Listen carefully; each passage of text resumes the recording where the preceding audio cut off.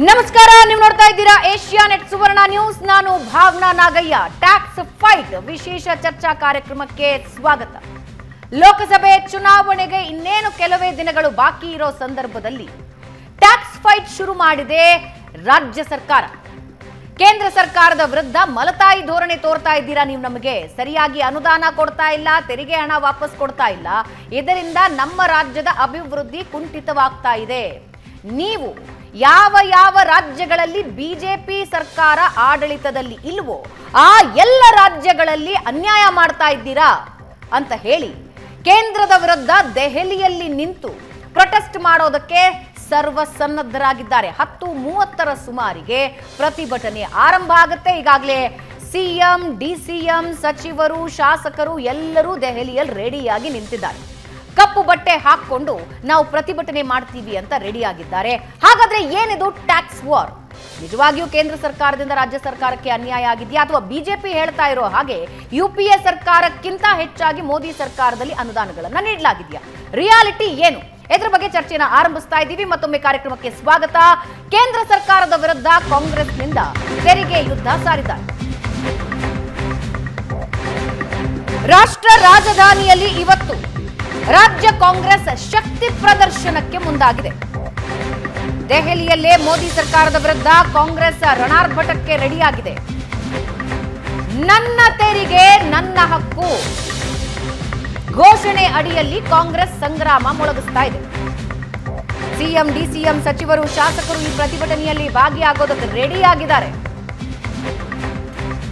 ಜಂತರ್ ಮಂತರ್ನಲ್ಲಿ ರಾಜ್ಯ ಕಾಂಗ್ರೆಸ್ ನಾಯಕರು ಧರಣಿ ನಡೆಸೋರಿದ್ದಾರೆ. ಕಾಂಗ್ರೆಸ್ ಅನುದಾನ ಪ್ರತಿಭಟನೆಗೆ ಬಿಜೆಪಿ ಕೌಂಟರ್ ಪ್ರೊಟೆಸ್ಟ್ ಕೂಡ ರೆಡಿಯಾಗಿದೆ. ವಿಧಾನಸೌಧದಲ್ಲಿ ಬಿಜೆಪಿ ನಾಯಕರು ಪ್ರತಿಭಟನೆ ಮಾಡೋದಕ್ಕೆ ರೆಡಿಯಾಗಿದ್ದಾರೆ. ಬಿಜೆಪಿ ರಾಜ್ಯಾಧ್ಯಕ್ಷ ವಿಜಯೇಂದ್ರ ನೇತೃತ್ವದಲ್ಲಿ ಕಾಂಗ್ರೆಸ್ ಸರ್ಕಾರದ ವೈಫಲ್ಯಗಳನ್ನ ಖಂಡಿಸಿ ಬಿಜೆಪಿ ಬೀದಿಗಿಳಿತೀವಿ ಅಂತಿದ್ದಾರೆ. ಬರ ಪರಿಹಾರ, ರೈತರ ಆತ್ಮಹತ್ಯೆ, ಮಹಿಳೆಯರ ರಕ್ಷಣೆ, ಅನುದಾನ ತಾರತಮ್ಯ, ಈ ಎಲ್ಲಾ ವಿಷಯಗಳನ್ನ ಇಟ್ಕೊಂಡು ಬಿಜೆಪಿ ಪ್ರೊಟೆಸ್ಟ್ ಮಾಡೋದಕ್ಕೆ ರೆಡಿಯಾಗಿದೆ. ಜಂತರ್ ಮಂತರ್ನಲ್ಲಿ ಬರುವ ನಾಯಕರಿಗೆ ರಕ್ಷಣಾ ವ್ಯವಸ್ಥೆ ಒದಗಿಸ್ತಾ ಇರೋದನ್ನ ಒಂದು ಕಡೆ ನೋಡ್ತಾ ಇದ್ದೀರಾ, ಮತ್ತೊಂದು ಕಡೆ ವೇದಿಕೆ ರೆಡಿಯಾಗಿರೋದನ್ನ ನೀವು ನೋಡ್ತಾ ಇದ್ದೀರಾ.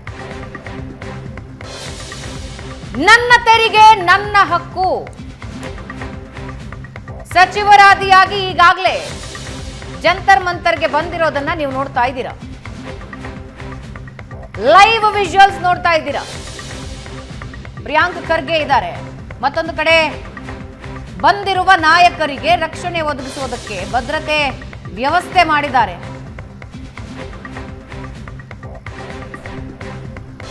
ಒಬ್ಬೊಬ್ಬರಾಗಿ ನಾಯಕರು ಬರ್ತಾ ಇದ್ದಾರೆ. ಸಚಿವರು, ಶಾಸಕರು. ಕರ್ನಾಟಕ ರಾಜ್ಯಕ್ಕೆ ನ್ಯಾಯ ಕೊಡಿಸಿ ಅನ್ನೋ ಪ್ಲಕಾರ್ಡ್ಗಳನ್ನ ಹಿಡ್ಕೊಂಡಿರೋದನ್ನ ನೀವು ನೋಡ್ತಾ ಇದ್ದೀರಾ. ಹಾಗೆ ಎಲ್ರಿಗೂ ಕಪ್ಪು ಬಟ್ಟೆ ವಿತರಣೆ ಮಾಡಿದ್ದಾರೆ. ಒಂದು ಹುಡಿ, ಬ್ಲಾಕ್ ಕಲರ್ ಹುಡಿ, ಅದರ ಮೇಲೆ ಬರಹ ಪ್ರಿಂಟ್ ಮಾಡಿಸಿದ್ದಾರೆ.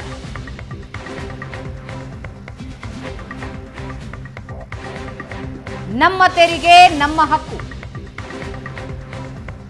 1,87,000 ಕೋಟಿ ರಾಜ್ಯಕ್ಕೆ ಅನ್ಯಾಯ ಆಗಿದೆ ಅಂತ ಕಾಂಗ್ರೆಸ್ ಹೇಳ್ತಾ ಇದೆ.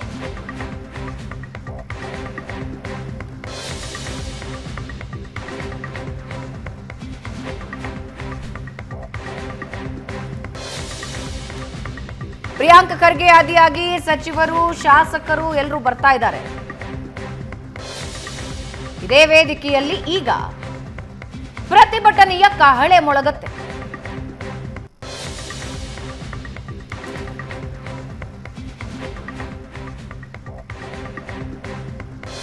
ಹಾಗಾದ್ರೆ ಏನಿದು ಅನುದಾನದ ವಾರ್? ಏನಿದು ತೆರಿಗೆ ವಾರ್? ನನ್ನ ತೆರಿಗೆ ನನ್ನ ಹಕ್ಕು. ಯಾವ ರೀತಿ ರಾಜ್ಯ ಸರ್ಕಾರ ಕೇಂದ್ರ ಸರ್ಕಾರದ ವಿರುದ್ಧ ಆರೋಪ ಮಾಡ್ತಾ ಇದೆ? ಆ ಆರೋಪಗಳಲ್ಲಿ ಹುರುಳಿದ್ಯಾ, ಅಥವಾ ಬಿಜೆಪಿ ಹೇಳ್ತಾ ಇರೋದ್ರಲ್ಲಿ ಸತ್ಯ ಇದೆಯಾ? ಇದೆಲ್ಲದ್ರ ಬಗ್ಗೆ ಮಾತನಾಡೋದಕ್ಕೆ ಗಣ್ಯ ಅತಿಥಿಗಳು ನಮ್ಮ ಜೊತೆ ಇದ್ದಾರೆ. ಆರ್ಥಿಕ ತಜ್ಞರಾದಂತಹ ಮುರಳೀಧರ್ ಅವರು ನಮ್ಮ ಜೊತೆ ಇದ್ದಾರೆ. ಸರ್ ನಮಸ್ಕಾರ, ಕಾರ್ಯಕ್ರಮಕ್ಕೆ ಸ್ವಾಗತ. ವಿಶ್ಲೇಷಕರು ಹಾಗೂ ಹಿರಿಯ ಪತ್ರಕರ್ತರಾದ ರವೀಂದ್ರ ರೇಷ್ಮೆ ಅವರು ನಮ್ಮ ಜೊತೆ ಇದ್ದಾರೆ. ಸರ್ ನಮಸ್ಕಾರ, ನಿಮಗೂ ಕೂಡ ಕಾರ್ಯಕ್ರಮಕ್ಕೆ ಸ್ವಾಗತ. ಮೊದಲಿಗೆ ಆರ್ಥಿಕ ತಜ್ಞರಿಂದಲೇ ನಾನು ಇವತ್ತಿನ ಚರ್ಚೆ ಆರಂಭಿಸ್ತೀನಿ. ಸರ್, ಒಂದು ವಾರದಿಂದ ನೋಡ್ತಾ ಇದ್ದೀವಿ ರಾಜ್ಯ ಸರ್ಕಾರ ಕೇಂದ್ರ ಸರ್ಕಾರ ಇಬ್ರು ಒಬ್ಬರ ಮೇಲೆ ಒಬ್ರು ಆರೋಪ ಮಾಡ್ತಿದ್ದಾರೆ. ಕೇಂದ್ರ ಹೇಳ್ತಾ ಇದೆ ಗ್ಯಾರಂಟಿಗಳಿಗೆ ದುಡ್ಡು ಹಾಕಿದ್ದೀರಾ, ನಿಮ್ಮ ಹತ್ರ ದುಡ್ಡಿಲ್ಲ, ಈಗ ನಮ್ಮ ಮೇಲೆ ಬರ್ತಿದ್ದೀರಾ ಅಂತ. ರಾಜ್ಯ ಸರ್ಕಾರ ಒಂದಷ್ಟು ಡೀಟೇಲ್ಸ್ಗಳನ್ನ ಕೊಡ್ತಾ ಇದೆ, ಒಂದಷ್ಟು ಡಾಟಾಗಳನ್ನ ಕೊಡ್ತಾ ಇದೆ. ನೋಡಿ ಇಷ್ಟೆಲ್ಲ ನಮಗಾಗಿದೆ ಅಂತ. ಟೋಟಲ್ ಮೊತ್ತ ಬಂದು 1,87,000 ಕೋಟಿ ರೂಪಾಯಿಗಳ ಅನ್ಯಾಯ ಆಗಿದೆ ರಾಜ್ಯದ ಮೇಲೆ ಅಂತ. ಹುರುಳಿದ್ಯಾ ಸರ್? ಏನು ಹೇಳ್ತಾ ಇದೆ ಕಾಂಗ್ರೆಸ್? ಇದು ಅನುದಾನ ಕೊಡಲಿಲ್ಲ ಅಲ್ಲ, ಅನುದಾನ ಕೇಳಲಿಲ್ಲ ಅಂತಲೂ ಇರ್ಬೋದು. 15th ಫೈನಾನ್ಸ್ ಕಮಿಷನ್ ಆದಾಗ ಬಹುಶಃ ಕರ್ನಾಟಕ ಸರ್ಕಾರ ಗಂಟಲು ಕೆಟ್ಟೋಗಿತ್ತು, ಹೋಗಿರಲಿಲ್ಲ. ಒಂದು. ಎರಡನೇದು, ಫೈನಾನ್ಸ್ ಕಮಿಷನ್ ಕೆಲವು ಅನುಪಾತಗಳು ಇಟ್ಕೊಳ್ಳುತ್ತೆ. ಸೆಂಟ್ರಲ್ ನಮ್ಮ ವೀಕ್ಷಕರಿಗೆ ಅರ್ಥ ಆಗೋಗೆ ಒಂದು ಹಣಕಾಸು ಆಯೋಗ ಇಂತಿಂತ ರಾಜ್ಯಕ್ಕೆ ಇಷ್ಟಿಷ್ಟು ಕೊಡಬೇಕು ಅನ್ನೋದು ಡಿಸೈಡ್ ಮಾಡೋದು ಹೇಗೆ, ಶುರು ಆಗೋದು ಹೆಂಗೆ? Correct. It is good only 2 of us are there. Let me ಇವತ್ತು ಹೇಳ್ಬಿಡ್ತೀನಿ. ಒಂದು 14th ಫೈನಾನ್ಸ್ ಕಮಿಷನಲ್ಲಿ 42% ರೆಕಮೆಂಡೇಶನ್ ಬಂದಿತ್ತು. 15th ಅಲ್ಲ, ಅದು 41 ಆಯಿತು. ಈಗ ಅದಕ್ಕೆ ಮುಂಚೆ ಒಂದು ಸಣ್ಣದಾಗಿ ಒಂದು ನಿದರ್ಶನ ಹೇಳ್ತೀನಿ. ಒಂದು ಅವಿಭಕ್ತ ಕುಟುಂಬದಲ್ಲಿ 28 ಫ್ಯಾಮಿಲಿಗಳಿದೆ. ಅದರಲ್ಲಿ 17 ಫ್ಯಾಮಿಲಿಗಳು ಬಡತನದ ರೇಖೆ ಕೆಳಗಿದೆ, ಒಂದು 11 ಫ್ಯಾಮಿಲಿಗಳು ಸುಗಮವಾಗಿದೆ. ಈ ಫ್ಯಾಮಿಲಿ ಲೆಕ್ಕ ಹಾಕಿದ್ರೆ ಕರ್ನಾಟಕ 3ನೇ ಸ್ಥಾನದಲ್ಲಿದೆ ಇನ್ ಹೈಯರ್ ಲೆವೆಲ್. ಒಂದು 17 ಸ್ಟೇಟ್ಸ್ಗೆ ಎಕ್ಸ್ಟ್ರಾ ಗ್ರಾಂಟ್ಸ್ ಕೊಡೋ ಪರಿಸ್ಥಿತಿ ಇದೆ. ಯಾಕಂದರೆ ಬಡತನದ ರೇಖೆಗಿಂತ ಕಡಿಮೆ ಇದೆ. ಈಗ ಇದು ಬರ್ತಾ ಬರ್ತಾ ಕಲ್ಚರಲಿ ಡಿಫರೆನ್ಸ್ ಆಗಿ, ರೀಜನಲ್ ಡಿಫರೆನ್ಸ್ ಆಗಿ, ಈ ಹಣಕಾಸು ವ್ಯವಸ್ಥೆ ಯಾವಾಗ ರಾಜಕೀಯವಾಗಿ ಮಾತಾಡಬಾರ್ದೋ ಆ ದುರ್ದೈವ ನಮಗೆ ಆ ಟೈಮಲ್ಲೇ ರಾಜಕೀಯ ಬರ್ತಾ ಇದೆ. ಒಂದು, ಹೆಚ್ಚು ಸಂಪಾದನೆ ಮಾಡೋ ಫ್ಯಾಮಿಲಿಗಳು ನ್ಯಾಚುರಲಿ ಕಡಿಮೆ ಸಂಪಾದನೆ ಮಾಡೋ ಫ್ಯಾಮಿಲಿ ಕಡೆ ಹರಿಯತ್ತೆ ಒಂದು ಅವಿಭಕ್ತ ಕುಟುಂಬದಲ್ಲಿ. ತಲೆಮಾರು ಚೇಂಜ್ ಆಗ್ತಾ ಆಗ್ತಾ ಡಿಸ್ಸ್ಯಾಟಿಸ್ಫ್ಯಾಕ್ಷನ್ ಜಾಸ್ತಿ ಆಗುತ್ತೆ, ಎಜುಕೇಷನ್ ಲೆವೆಲ್ ಜಾಸ್ತಿ ಆಗುತ್ತೆ. ಇದು ಭಾಳ ಹತ್ತಿರದ ಎಕ್ಸಾಂಪಲ್ ಕೊಟ್ಟಿದ್ದೀನಿ. ಓವರಾಲ್ ಇಂಡಿಯಾಲಿ ಉತ್ತರ ಪ್ರದೇಶಕ್ಕೆ 17% ಕೊಟ್ಟರೆ ಕರ್ನಾಟಕಕ್ಕೆ 5-6 ಕೊಡ್ತಾರೆ, ಬಿಹಾರಕ್ಕೆ 10 ಕೊಡ್ತಾರೆ. ಇದು ಕ್ರೈಟೀರಿಯಾ ಏನು ಅಂದರೆ ಪಾಪ್ಯುಲೇಷನ್ನು, ಆ ರಾಜ್ಯದ ವಿಸ್ತೀರ್ಣ ಹಾಗೂ ಇನ್ಕಮ್ ಕೆಪಾಸಿಟಿ. ಇದು ಒಂದು. ಎರಡನೇದು, ಎಜುಕೇಷನ್ಗೆ 8% ಖರ್ಚು ಮಾಡ್ತಾ ಇದ್ದಾರಾ, ಫಾರೆಸ್ಟ್ ಎಷ್ಟಿದೆ, ಈ ಥರ ನಾನಾ ಇದೆ. ಇದು ಪೂರ್ತಿ ವಿವರವಾಗಿ ಹೇಳಿ ಅರ್ಥ ಮಾಡಿಸಿ ಸರ್ಟಿಫಿಕೇಟ್ ಕೊಡೋಕ್ಕೆ 8 ಅವರ್ ಬೇಕು, ಆಯಿತಾ? ಇದು ಈ ರೀತಿ ಮಾಡ್ತಾರೆ. ಬಟ್ ಇದರಲ್ಲಿ ಏನಾಗಿದೆ ಅಂದರೆ dependency on central finances seemingly, ಅಂದರೆ ಮೇಲ್ನೋಟಕ್ಕೆ ಕಡಿಮೆ ಆಗ್ತಾ ಬರ್ತಾ ಇದೆ. ನಾವು GST ಲೆವೆಲ್ ನಮ್ಮ ಸ್ಟೇಟ್ ಗೌರ್ಮೆಂಟಿಗೆ ಬರುತ್ತೆ, ಇನ್ಕಮ್ ಟ್ಯಾಕ್ಸಿಂದನೂ ಸ್ಟೇಟ್ ಗೌರ್ಮೆಂಟ್ ಬರುತ್ತೆ, ಎಕ್ಸೈಸಿಂದ ಸ್ಟೇಟ್ ಗೌರ್ಮೆಂಟ್ ಬರುತ್ತೆ. ಬಟ್ ಪಾಪ್ಯುಲೇಷನ್ ಕ್ರೈಟೀರಿಯಾ ನಾವು 15th ಕಮಿಷನ್ ಮಾಡಿದಾಗ 2011 ಪಾಪ್ಯುಲೇಷನ್ ತೊಗೊಂಡ್ವಿ, ಅದ್ರ ಮೇಲೆ ಕ್ಯಾಲ್ಕುಲೇಷನ್ ಆಯಿತು. ಆಮೇಲೆ ಫಿಸ್ಕಲ್ ಡಿಸ್ಟೆನ್ಸ್ ಅಂತಾರೆ, ಫಿಸ್ಕಲ್ ಇನ್ಕಮ್ ಡಿಸ್ಟೆನ್ಸ್ ಅಂತಾರೆ. ಅಂದರೆ ಕರ್ನಾಟಕದ ಇನ್ಕಮ್ಗೂ ಬಿಹಾರ್ ಇನ್ಕಮ್ಗೂ, ಕರ್ನಾಟಕದ ಇನ್ಕಮ್ಗೂ ತಮಿಳುನಾಡು ಇನ್ಕಮ್ಗೂ ಏನೇನು ವ್ಯತ್ಯಾಸಗಳಿರುತ್ತೆ ಅಂತ ಇದೆಲ್ಲ ನೋಡಿ ಒಂದು ಕುಟುಂಬದ ಯಜಮಾನ ಸಂಪನ್ಮೂಲ ಕ್ರೋಢೀಕರಣ ಆಗಿದ್ದನ್ನು ಹಂಚಬೇಕು. ಈ ಹಂಚಬೇಕು ಒಂದು, ಈ ಗ್ಯಾರಂಟಿ ಸ್ಕೀಮ್ಗಳಿಗೆ ವೇಸ್ಟ್ ಮಾಡ್ತೀವಿ ಅಂದು ಇದು ಎರಡೂ ತಪ್ಪು. ಗ್ಯಾರಂಟಿ ಸ್ಕೀಮ್ಗಳು ಖರ್ಚು ಮಾಡಿದ್ರೂ ಟ್ಯಾಕ್ಸ್ ರೂಪದಲ್ಲಿ ಹಣ ವಾಪಸ್ ಬರುತ್ತೆ, ಇನ್ಕಮ್ ರೂಪದಲ್ಲಿ ಹಣ ವಾಪಸ್ ಬರುತ್ತೆ. ಗ್ರ್ಯಾಂಟ್ಸ್ ಅನ್ನೋದಲ್ಲ, ನಿಮ್ಮ ಪಾಲು ಇಷ್ಟು. ಈಗ ನನ್ನ ಪಾಲು ಇಷ್ಟು ಅಂತ ಹೇಳ್ಕೊಳ್ಳೋಕೆ ನಾವು ಸಮರ್ಥನೀಯವಾಗಿ ಮಂಡನೆ ಆಗಿಲ್ಲ ಅಂದರೆ ನಿನ್ನ ಪಾಲು ಇಷ್ಟು ಅಂತ ಹೇಳಿದ್ದನ್ನು ಒಪ್ಕೋಬೇಕು. ಆ ಒಪ್ಕೊಂಡಿರೋ ಪರಿಸ್ಥಿತಿ ಇದೆ. ಈಗ 1,86,000 ಕೋಟಿ ಅನ್ಯಾಯ ಆಗಿದೆ ಅಥವಾ ನಾವು ಅನ್ಯಾಯ ಮಾಡಿಕೊಂಡ್ವಾ ಅನ್ನೋದು ಒಂದು ಪರಿಸ್ಥಿತಿ. ಬಟ್ ವ್ಯತ್ಯಾಸ ಅಂತೂ ಇದೆ. ಕರ್ನಾಟಕದ ಅಗತ್ಯಕ್ಕೆ ತಕ್ಕಂತೆ ಸೆಂಟ್ರಲ್ ಗೌರ್ಮೆಂಟಿಂದ ಹಣ ಬರ್ತಾ ಇಲ್ಲ.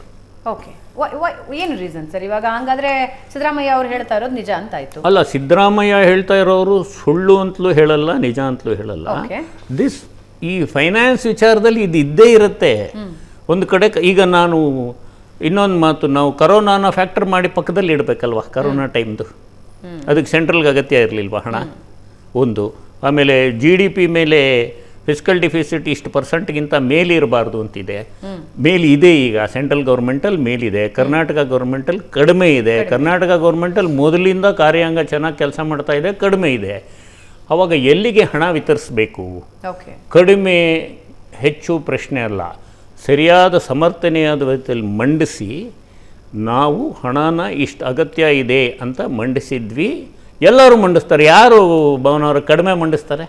ಎಲ್ಲರೂ ನನಗೆ 11 ರೂಪಾಯಿ ಬೇಕು, 100 ರೂಪಾಯಿ ಬೇಕು, 101 ರೂಪಾಯಿ ಬೇಕು ಅಂತಲೇ ಮಂಡಿಸೋದು. ಬಟ್ ಟೋಟಲ್ ಮಾಡಿದ್ರೆ ಪ್ರತಿಶತ 100ಗಿಂತ ಜಾಸ್ತಿ ಆಗುತ್ತದು. ಎಲ್ಲಿಂದ ತರಲಿ ನಾನು? ಎಲ್ಲರ ಮೇಲೂ ತೆರಿಗೆ ಹಾಕೋಕ್ಕಾಗಲ್ಲ.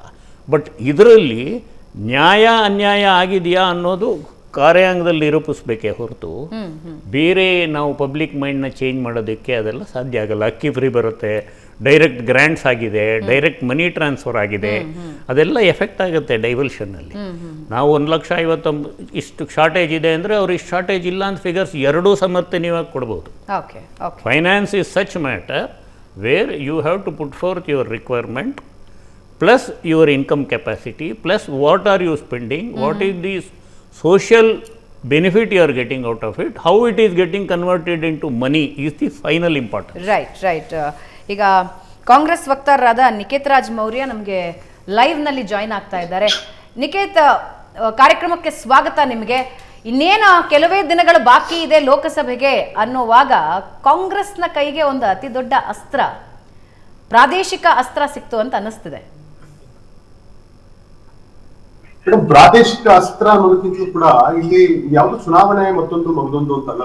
ಬಹಳ ಮುಖ್ಯವಾಗಿ ನಾವು ಸ್ಪಷ್ಟವಾಗಿ ಕೇಳ್ತಾ ಇದ್ದೇವೆ, ಸಿದ್ದರಾಮಯ್ಯನವರು ಇವತ್ತಲ್ಲ, ಅವರು ವಿರೋಧ ಪಕ್ಷದ ನಾಯಕರಾಗಿದ್ದಾಗಿದ್ದು ಕೂಡ ಈ ಮಾತನ್ನ ಹೇಳ್ತಾನೆ ಇದ್ದಾರೆ. 15 ಫೈನಾನ್ಸ್ ಕಮಿಷನ್ ನಲ್ಲಿ ಕರ್ನಾಟಕಕ್ಕೆ ಅನ್ಯಾಯವಾಗಿದೆ ಎನ್ನುವ ಮಾತನ್ನ ಸಿದ್ದರಾಮಯ್ಯನವರು ಇವಾಗ ಕರ್ನಾಟಕ ರಾಜ್ಯದಲ್ಲಿ ಚುನಾವಣೆ ಇದೆ, ಚುನಾವಣೆಗೆ 2 ತಿಂಗಳಿದೆ ಅನ್ನೋ ಕಾರಣಕ್ಕೋಸ್ಕರ ಮಾತಾಡ್ತಿದ್ದಾರೆ ಅಂತಲ್ಲ. ಸಿದ್ದರಾಮಯ್ಯನವರು ವಿರೋಧ ಪಕ್ಷದ ನಾಯಕರಾಗಿದ್ದ ದಿನದಿಂದಲೂ ಕೂಡ ಕರ್ನಾಟಕಕ್ಕೆ ಅನ್ಯಾಯ ಆಗ್ತಾ ಇದೆ ಎನ್ನುವ ಮಾತನ್ನ ಆಡ್ತಾನೆ ಇದ್ದಾರೆ. 15 ಫೈನಾನ್ಸ್ ಕಮಿಷನ್ ಬಗ್ಗೆ ಪದೇ ಈ ಮಾತುಗಳನ್ನ ಆಡ್ತಾ ಇದೆ. ಬಹಳ ಮುಖ್ಯವಾಗಿ ನಾವು ಗಮನಿಸಬೇಕಿದ್ದೇನೆ, ಇವತ್ತು ವಿರೋಧ ಪಕ್ಷಗಳು ಇದರೊಳಗಡೆ ನಿಜವಾಗ್ಲೂ ರಾಜಕೀಯವನ್ನ ಮಾಡುವಂತ ಪ್ರಯತ್ನವನ್ನ ಮಾಡ್ತಾ ಇದೆ. ಯಾವತ್ತೂ ಕೂಡ ಕನ್ನಡದ ಒಂದು ಅಸ್ಮಿತೆ, ಕನ್ನಡದ ಒಂದು ನೆಲ ಜಲ ಈ ವಿಚಾರಗಳಿಗೆ ಬಂದಾಗ ಕರ್ನಾಟಕ ಒಂದಾಗಿದ್ದನ್ನ ನಾವು ಹಿಂದೆ ಎಲ್ಲ ಗಮನಿಸಿದೀವಿ. ಹಿಂದೆ ಬಹುಶಃ ನನಗೆ ಮಾಹಿತಿ ಇರುವ ಪ್ರಕಾರ ಸುಮಾರು 67ನೇ ಇಸ್ವಿಯಲ್ಲಿ ಬಹುಶಃ ಅಲ್ಲಿ ನಾನು ರೇಷ್ಮೆ ಸರ್ ಅವರು ಕೂತಿರೋದನ್ನ ನೋಡಿದೆ. ರೇಷ್ಮೆ ಸರ್ ಕೂಡ ಈ ನನ್ನ ಮಾತನ್ನು ಒಪ್ತಾರೆ ಅಂತ ತಿಳ್ಕೊತೀನಿ. 67ರಲ್ಲಿ ಇದೇ JH ಪಟೇಲ್ರು ನಮ್ಗೆ ಅವತ್ತು ದೆಹಲಿ ಒಳಗಡೆ ಒಂದು ಕನ್ನಡ ಭವನ ಇರಲಿಲ್ಲ. ಉತ್ತರ ಭಾರತದವರಿಗೆ, ಬೇರೆ ಬೇರೆ ರಾಜ್ಯದವ್ರಿಗೆಲ್ಲರಿಗೂ ಕೂಡ ಅಲ್ಲಿ ಜಾಗ ಇತ್ತು. ನಾವು ಹೋದ್ರೆ ಎಲ್ಲ ಹೋಟ್ಲು ನೋಡ್ಕೊಳ್ಬೇಕಾಗಿತ್ತು. ಅವರು ಶಿವಮೊಗ್ಗದಿಂದ ಶಾಸಕರಾಗಿ ಹೋಗಿದ್ದಾಗ ಕನ್ನಡಿಗರು ಇಲ್ಲಿ ಬಂದ್ರೆ ಉಳ್ಕೊಳ್ಳೋದಕ್ಕೆ ನಮ್ಗೆ ಕನ್ನಡ ಭವನ ಇಲ್ಲ ಅಂತ ಹೇಳಿ ಬಟ್ಟೆ ಗಂಟು ಮೂಟೆ ತಗೊಂಡೋಗಿ ರಾಜ್ಯಸಭೆ ಅವರು ಪಾರ್ಲಿಮೆಂಟ್ ನಲ್ಲಿ ಪ್ರತಿಭಟಿಸ್ತಾರೆ. ಆಗ ಅಲ್ಲಿ ಒಂದು ಕಾಂಗ್ರೆಸ್ನವರು ಇದ್ದವರ್ಬೋದು, ಬೇರೆ ಎಲ್ಲ ಪಕ್ಷದವರು ಕೂಡ ಕನ್ನಡಿಗರೆಲ್ಲರೂ ಒಟ್ಟಾಗಿ ಕನ್ನಡಿಗರಿಗೆ ಕನ್ನಡ ಭವನ ಕೊಡಿ ಅಂತ ಪ್ರತಿಭಟನೆ ಮಾಡ್ತಾರೆ. ಅಂದ್ರೆ ಆ ಹೋರಾಟದ ಫಲ ಅಂದ್ರೆ ಆ ರೀತಿಯಾಗಿ ಕರ್ನಾಟಕ ಒಂದಾಗ್ತಿತ್ತು ಯಾವತ್ತೂ ಕೂಡ. ಇವತ್ತು ಕರ್ನಾಟಕಕ್ಕೆ ಫೈನಾನ್ಷಿಯಲಿ ಅನ್ಯಾಯ ಆಗ್ತಾ ಇದೆ. ನಾವು ಅತಿ ಹೆಚ್ಚು ಕಟ್ಟಿರುವಂತ ಟ್ಯಾಕ್ಸಿನ ರಿಟರ್ನ್ಸ್ ನಮ್ಗೆ ಏನ್ ಬರ್ಬೇಕು ಆ ಪ್ರಮಾಣದಲ್ಲಿ ನಮಗೆ ಬರ್ತಾ ಇಲ್ಲ. ಹೀಗಾಗಿ ನಮ್ಮ ಪಾಲನ್ನ ನಮಗೆ ಕೊಡಿ, ನಮ್ಮ ಅನುದಾನಗಳನ್ನ ಹೆಚ್ಚು ಮಾಡಿ ಅಂತ ಹೇಳಿ ಹೋರಾಟ ಮಾಡೋದಕ್ಕೋಸ್ಕರ ಕರ್ನಾಟಕ ರಾಜ್ಯ ಸರ್ಕಾರ ಇವತ್ತು ಕನ್ನಡಿಗರ ಪರವಾದ ಧ್ವನಿಯಾಗಿ ದೆಹಲಿ ಒಳಗಡೆ ಕೂತಿದೆ. ಕಾಂಗ್ರೆಸ್ ನೀವು ಕೊಟ್ಟ ಉದಾಹರಣೆ ಬಹಳ ಅದ್ಭುತವಾಗಿದೆ, ವಂಡರ್ಫುಲ್ ಎಕ್ಸಾಂಪಲ್. ಆದ್ರೆ ಈಗ ಒಂದು ರಾಜ್ಯಕ್ಕೆ ಅನುದಾನ ಅಥವಾ ಅಲ್ಲಿನ ಪರಿಸ್ಥಿತಿ ಕೇಂದ್ರಕ್ಕೆ ಅಥವಾ ಹಣಕಾಸು ಆಯೋಗಕ್ಕೆ ತಿಳಿಸಬೇಕಾಗಿದ್ದು ರಾಜ್ಯ ಸರ್ಕಾರದ ಜವಾಬ್ದಾರಿಯೇ ಆಗಿರುತ್ತೆ. ನಿರ್ಮಲಾ ಸೀತಾರಾಮನ್ ಅವರು ಬಹಳ ಸ್ಪಷ್ಟವಾಗಿ ಹೇಳಿದ್ರು, ಯಾವಾಗ ನೀವು ಮಾತಾಡಬೇಕಾಗಿತ್ತು, ಹಣಕಾಸಿನ ಆಯೋಗ ಬಂದಾಗ ಮಾತಾಡಬೇಕಾಗಿತ್ತು, ಅವರ ಅರಿವಿಗೆ ತರಬೇಕಾಗಿತ್ತು, ಆಗ ಸೈಲೆಂಟ್ ಆಗಿದ್ದು ಈಗ ಬೊಬ್ಬೆ ಹೊಡಿತಿದ್ದೀರಿ ಅಂತ. ಅಲ್ಲಲ್ಲ, ನಾನ್ ಕೇಳೋದು ಮೇಡಮ್, ಅಂದ್ರೆ ಒಂದು ರಾಜ್ಯ ಸರ್ಕಾರ ಹಣಕಾಸಿನ ಆಯೋಗ ಬಂದಾಗ ಇದನ್ನ ಮಾತನಾಡಿಲ್ಲ ಅಂತ ಹೇಳ್ತಾ ಇರೋದಾ? ಅವ್ರು ಹೇಳ್ತಾರೆ ನಿಮ್ಮ ಸಮಸ್ಯೆಗಳನ್ನ ಸರಿಯಾಗಿ ಹೇಳ್ಕೊಂಡಿಲ್ಲ, ನಿಮ್ಮ ಪರಿಸ್ಥಿತಿಗಳನ್ನ ಸರಿಯಾಗಿ ವಿವರಿಸಿಲ್ಲ ಅಂತ ನಿರ್ಮಲಾ ಸೀತಾರಾಮನ್ ಅವರು ಅಧೀರ್ ಚೌಧರಿ ಅವರು ಮಾತನಾಡಿದಾಗ ಅವರ ಪ್ರಶ್ನೆಗೆ ಉತ್ತರ ಕೊಟ್ಟರು ಅವರು. ಅಲ್ಲಲ್ಲ ನೋಡಿ, ಇವತ್ತು ಅಧೀರ್ ರಂಜನ್ ಅವರು ಮಾತನಾಡಿದಾಗ ನಿರ್ಮಲಾ ಸೀತಾರಾಮನ್ ಅವರು ಏನ್ ಉತ್ತರ ಕೊಟ್ಟರು ಅನ್ನೋ ಒಂದು ಚರ್ಚೆ ಇದೆಯಲ್ಲ, ಬಹಳ ಮುಖ್ಯವಾಗಿ ನೀವು ಕೇಳಿದ್ರೆ ಕರ್ನಾಟಕ ಎಲ್ಲ ರೀತಿಗಳಲ್ಲೂ ಕೂಡ ಅವತ್ತಿನಿಂದ ಇವತ್ತಿನವರೆಗೂ ಈ ವಿಚಾರವಾಗಿ ಧ್ವನಿಯನ್ನ ಎತ್ತಿದೆ. ಆಯ್ತು, ಈಗ ಅವ್ರು ಹೇಳೋದ್ ಪ್ರಕಾರ ನಾವು ಮಂಡಿಸ್ಲಿಲ್ಲ, ನಾವು ಅವರು ಸಮರ್ಥವಾಗಿ ನಾವು ನಮ್ಮ ವಿಚಾರ ಮಂಡಿಸ್ಲಿಲ್ಲ ಅಂತ ಅವ್ರು ಹೇಳೋದಾಗ ಇವತ್ತು ಅವರೇ ಘೋಷಿಸಿದ್ರಲ್ಲ, ಇವತ್ತು 5,300 ಕೋಟಿ ಭದ್ರಾ ಮೇಲ್ದಂಡೆ ಯೋಜನೆಗೆ ಕರ್ನಾಟಕದ ಈ ಮಧ್ಯ ಕರ್ನಾಟಕ, ಈಗ ನಾನು ತುಮಕೂರು ಜಿಲ್ಲೆಯವನಪ್ಪ, ನಮ್ ತುಮಕೂರು ಜಿಲ್ಲೆಗೆ ಭದ್ರಾ ಮೇಲ್ದಂಡೆ ಯೋಜನೆ ಆಗ್ಬೇಕು ಅಂತ ಹೇಳಿ ನಮ್ಮ ರೈತರು ಕಾಯ್ತಾ ಇದ್ದಾರೆ. ನಮ್ಗೆ ಯಾವುದೇ ಪ್ರಮುಖವಾದ ನದಿನೇ ಇಲ್ಲ. ಕೇಂದ್ರ ಸರ್ಕಾರ ಅನೌನ್ಸ್ ಮಾಡುತ್ತೆ 5,300 ಕೋಟಿ ಕೊಟ್ಬಿಡ್ತೀವಿ ನಾವು ಅಂತ, ಹಿಂದೆ ಬೊಮ್ಮಾಯಿ ಕಾಲದಲ್ಲೇ ಅನೌನ್ಸ್ ಮಾಡ್ತಾರೆ. ಆದ್ರೆ ಇವತ್ತರೆಗೂ ಕೂಡ 1 ರೂಪಾಯಿ ಕೂಡ ಕೊಡೋದಿಲ್ಲ. ಅಂದ್ರೆ ಇದು ಅನ್ಯಾಯ ಅಲ್ವಾ? ಇದು ಅಂದ್ರೆ ಇದು ಮಲತಾಯಿ ಧೋರಣೆ ಅಲ್ವಾ? ಅವರೇ ಘೋಷಣೆ ಮಾಡಿದ್ದನ್ನೇ ಅವ್ರು ನಮಗೆ ಕೊಟ್ಟಿಲ್ಲ. ಅವರೇ 5,300 ಕೋಟಿ ಕೊಡ್ತೀವಿ ಪ್ರಾಜೆಕ್ಟ್ಗೆ ಅಂತ ಹೇಳಿ ಬಜೆಟ್ ನಲ್ಲಿ ಮಾತನಾಡಿ ಇವತ್ತು ನಮಗೆ ಏನು ಕೊಡದೆ ನಮಗೆ ಅನ್ಯಾಯ ಮಾಡ್ತಾ ಇರ್ಬೇಕಾದ್ರೆ, ನಾವು ತುಮಕೂರಿನ ಭಾಗದ ರೈತರಿಗೆ ಅನ್ಯಾಯ ಮಾಡ್ತಾ ಇರ್ಬೇಕಾದ್ರೆ, ನಾವು ತುಮಕೂರಿನ ರೈತರ ಪರವಾಗಿ ನಾವು ಇವತ್ತು ಹೋಗಿ ಡೆಲ್ಲಿಯಲ್ಲಿ ಕುತ್ಕೊಂಡಿದೀವಿ. ನಾವು ತುಮಕೂರಿನ ರೈತರ ಪರವಾಗಿ ನಾವು ಡೆಲ್ಲಿ ಹೋರಾಟ ಮಾಡ್ತಾ ಇದೀವಿ. ಬಯಲುಸೀಮೆ ಜನಕ್ಕೆ ಆಗ್ತಿರೋ ಅನ್ಯಾಯ ಪ್ರಶ್ನೆ ಕೇಳ್ತಾ ಇದೀವಿ. ನಾವು ಕೇವಲ ಈ ಒಂದು 15 ಫೈನಾನ್ಸ್ ಕಮಿಷನ್ ಬಗ್ಗೆ ಮಾತ್ರ ಮಾತಾಡ್ತಾ ಇರೋದಲ್ಲ, ಎಲ್ಲ ಹಂತಗಳಲ್ಲಿ ಕರ್ನಾಟಕದಲ್ಲಿ ಬರ ಬಂತು. ಎಂಥ ತೀವ್ರವಾದ ಬರ, ಇತ್ತೀಚಿನ ವರ್ಷಗಳಲ್ಲಿ ಎಂದು ಕಂಡು ಕೇಳರಿಗದ ಬರ ಬಂದಿದೆ. ಅದಕ್ಕೆ ಪರಿಹಾರ ಕೊಡಿ ಅಂತ ನಾವು ಕೇಳ್ತಾ ಇದ್ದೀವಿ. ಇವತ್ತು ಅವರೇ ಒಂದು ಕೇಂದ್ರ ಸಮಿತಿಯನ್ನು ಕಳಿಸಿದ್ರು. NDRF ಮತ್ತೊಂದು ಮಗದೊಂದು ಎಲ್ಲ ಮೀಟಿಂಗ್ ಮಾಡ್ತೀವಿ, ಮತ್ತೊಂದು ಮಾಡ್ತೀವಿ ಅಂತ ಎಲ್ಲ ಕಥೆಗಳನ್ನು ಹೇಳಿದ್ರು.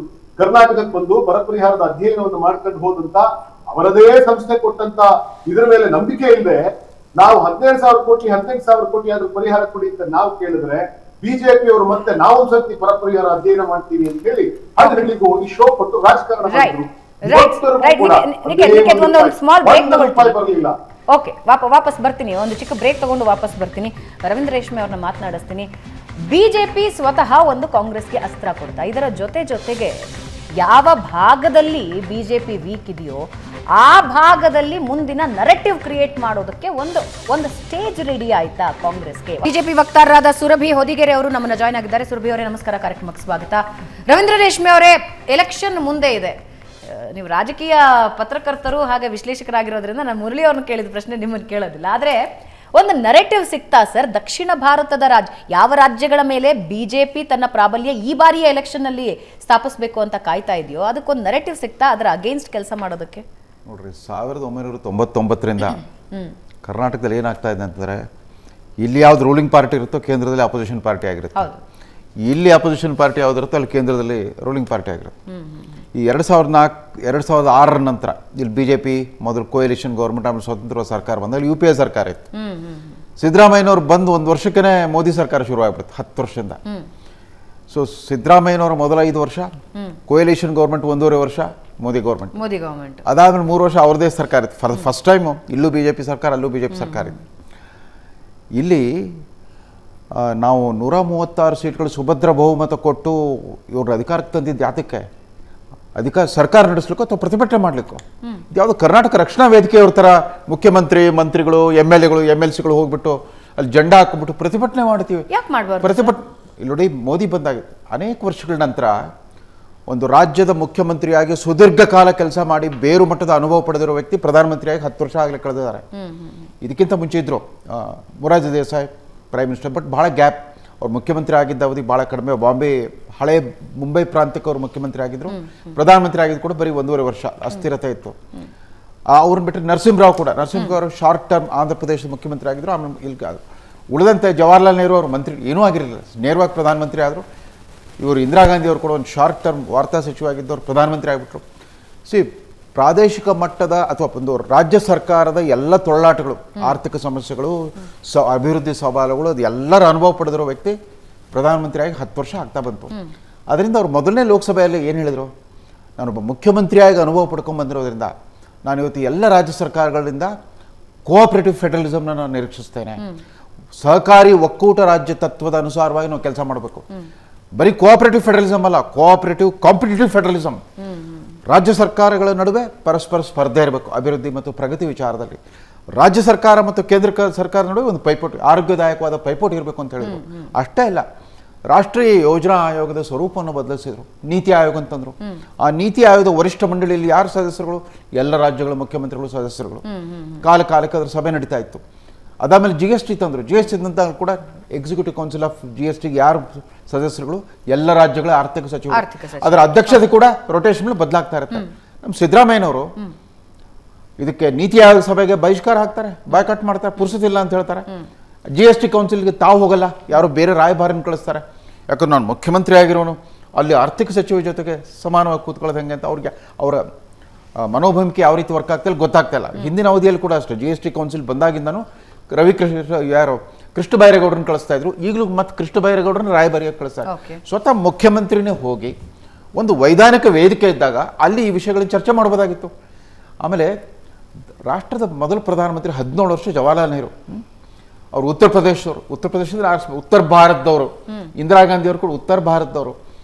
ಜವಾಹರ್ಲಾಲ್ ನೆಹರು ಅವರು ಯಾಕೆ ನಮ್ಮ ನವರತ್ನ ಇಂಡಸ್ಟ್ರಿಗಳನ್ನೆಲ್ಲ ಬೆಂಗಳೂರಿನಲ್ಲಿ ಬೆಳೆಸಿದ್ರು?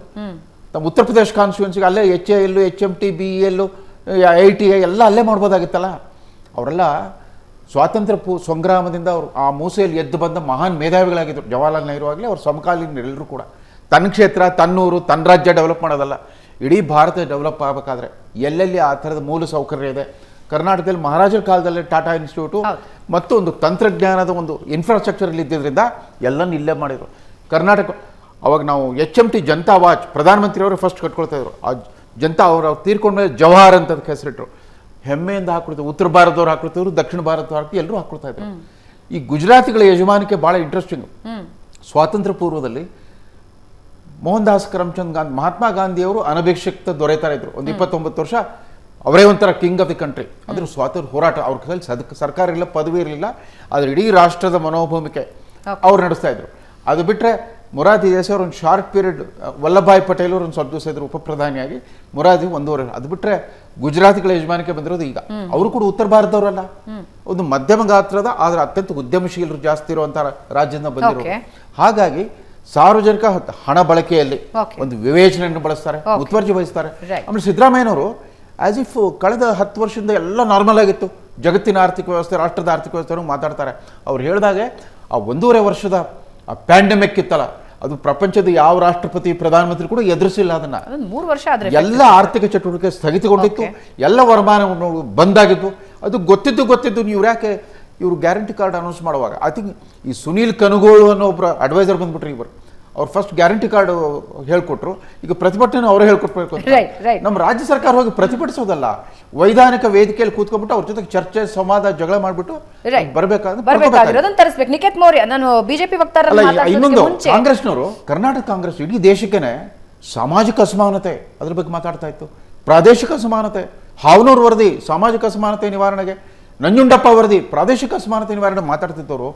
ನಾವು ಇಲ್ಲಿ ಸಂಪಾದಿಸ್ತೀವಿ, ಅದನ್ನು ಉತ್ತರ ಪ್ರದೇಶದವ್ರು ತಿಂತಾರೆ, ಬಿಹಾರ್ನವ್ರು ತಿಂತಾರೆ, ಮತ್ತೊಬ್ರು ತಿಂತಾರೆ, ನಾರ್ತ್ ಈಸ್ಟ್ನವ್ರು ತಿಂತಾರೆ ಅಂತ ಮಾತಾಡ್ತಾರಲ್ಲ. ಇವರೇನ್ ತಾತ್ವಿಕ ದೃಷ್ಟಿಕೋನ ಹಾಳಾಗೋಗಿದೆಯಾ? ನಿಖಿತ್ ನಿಮ್ಮ ರಿಯಾಕ್ಷನ್. ರವೀಂದ್ರ ರೇಷ್ಮೆ ಅವರು ಒಂದಷ್ಟು ಪಾಯಿಂಟ್ಗಳನ್ನ ತೆಗೆದ್ರು. ಹೋಗಿ ಪ್ರತಿಭಟನೆ ಮಾಡಬೇಕಾದ ಅವಶ್ಯಕತೆ ಇತ್ತ? ನೀತಿ ಆಯೋಗಕ್ಕೆ ಹೋಗಲ್ಲ, GST ಮೀಟಿಂಗ್ಗಳಿಗೆ ಹೋಗಲ್ಲ, ಆದ್ರೆ ಈಗ ಪ್ರತಿಭಟಿಸ್ತಾ ಇದ್ದೀವಿ. ರಕ್ಷಣಾ ವೇದಿಕೆಯವರ ಸರ್ಕಾರ ನಮ್ಮನ್ನ ಆಳ್ಬೇಕಾಗಿರೋ ಸರ್ಕಾರ ಅಲ್ಲೋಗಿ ಯಾಕೆ ಪ್ರತಿಭಟನೆ ಮಾಡ್ತಾ ಇದೆ? ಇಲ್ಲ, ಬಹಳ ಮುಖ್ಯವಾಗಿ ನಾನು ರವೀಂದ್ರ ರೇಷ್ಮೆ ಅವರು ಮಾತಾಡಿದ್ದನ್ನು ಕೇಳಿಸ್ಕೊತಾ ಇದ್ದೀನಿ. ಅವ್ರು ಹೇಳ್ತಾ ಇದ್ದಾರೆ, ಇವತ್ತು ಏನು ರಕ್ಷಣಾ ವೇದಿಕೆಯವರ ಇವರು ಸರ್ಕಾರ ಅನ್ನೋದು ಮರ್ತೋಗಿದ್ದಾರ ಅಂತ ಹೇಳ್ತಾ ಇದ್ದಾರೆ. ಮತ್ತು ಅವರನ್ನು ಕೊಡ್ತಿರುವ ಕಾರಣ ಏನು ಅಂದ್ರೆ ಅಸಮಾನತೆ ಬಗ್ಗೆ ಮಾತನಾಡ್ತಾರೆ ಅನ್ನುವ ಮಾತುಗಳನ್ನೆಲ್ಲ ಹೇಳ್ತಾ ಇದ್ದಾರೆ. ಸರ್, ಆದ್ರೆ ಸರ್ಕಾರ ಯಾವ ಕಾರಣಗಳನ್ನ ಒಟ್ಟಿ ನಮಗೆ ಕೊಡುವ ಅನುದಾನದ ಕಡಿತವನ್ನ ಮಾಡ್ತಾ ಇದೆ ಅನ್ನೋದು ಒಂದು ಸರ್ತಿ ನೋಡಿದ್ವಿ. ಅವ್ರು ಹೇಳ್ತಾ ಇದ್ದಾರೆ, ಜನಸಂಖ್ಯೆ ಜಾಸ್ತಿ ಇದೆ ಆ ಭಾಗದಲ್ಲಿ, ಜನಸಂಖ್ಯೆಗೆ ಅನುಗುಣವಾಗಿ ನಾವು ಪ್ರಾದೇಶಿಕ ವಿಸ್ತೀರ್ಣಕ್ಕೆ ಅನುಗುಣವಾಗಿ, ಜನಸಂಖ್ಯೆಗೆ ಅನುಗುಣವಾಗಿ ನಾವು ಹೆಚ್ಚಿನ ಹಣ ಅವ್ರಿಗೆ ಕೊಡ್ತೀವಿ ಅಂತ. ಆದ್ರೆ ಬಹಳ ಮುಖ್ಯವಾಗಿ ನೀವು ಅರ್ಥ ಮಾಡ್ಕೊಳ್ಬೇಕಿರೋದು ಏನು ಅಂತಂದ್ರೆ, ಇವತ್ತು ಜನಸಂಖ್ಯೆ ಜಾಸ್ತಿ ಇದೆ ಅಂತಂದ್ರೆ ಅದರ ಅರ್ಥ ಅಲ್ಲಿನ ಸರ್ಕಾರಗಳು ಜನಸಂಖ್ಯೆಯನ್ನ ಕಡಿಮೆ ಮಾಡೋದಕ್ಕೋಸ್ಕರ ಏನ್ ಕಾರ್ಯಕ್ರಮಗಳನ್ನ ರೂಪಿಸಬೇಕಾಗಿತ್ತು ಆ ಕಾರ್ಯಕ್ರಮಗಳನ್ನ ರೂಪಿಸಲಿಲ್ಲ. ಆದ್ರೆ ಕರ್ನಾಟಕ ರಾಜ್ಯ, ತಮಿಳುನಾಡು, ಕೇರಳದಂತಹ ರಾಜ್ಯಗಳು, ದಕ್ಷಿಣದ ರಾಜ್ಯಗಳು ಏನ್ ಮಾಡಿದ್ದಾರೆ ಅಂತಂದ್ರೆ ಅವತ್ತಿನಿಂದ ಕೂಡ ನಮ್ಮ ಸರ್ಕಾರಗಳು ಅಡ್ವರ್ಟೈಸ್ಮೆಂಟ್. ನಿಖಿತ್ ಒಂದೇ ಒಂದ್ ನಿಮಿಷ, DK ಸುರೇಶ್ ಮಾತಾಡ್ತಾ ಇದ್ದಾರೆ. ಒಂದೇ ನಿಮಿಷ ನಿಖಿತ್, ವಾಪಸ್ ಬರ್ತೀನಿ. DK ಸುರೇಶ್ ಮಾತಾಡ್ತಾರೆ. ರಾಜ್ಯದ ಎಲ್ಲ ಜನಪ್ರತಿನಿಧಿಗಳು, ಶಾಸಕರು ಮತ್ತು ಸಂಸತ್ ಸದಸ್ಯರು ಕೂಡ ಭಾಗವಹಿಸಲಿಕ್ಕೆ ಕರೆಯನ್ನು ಕೊಟ್ಟಿದ್ದಾರೆ. ಇವತ್ತು ನಾವು ಏನು ತೆರಿಗೆಯನ್ನು ಪಾವತಿಸ್ತಾ ಇದ್ದೀವಿ ಆ ಹಕ್ಕನ್ನು ಪಡೆಯುವಂಥದ್ದು.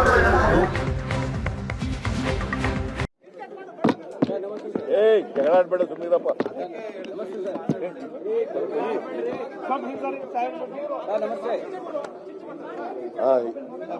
ಈಗ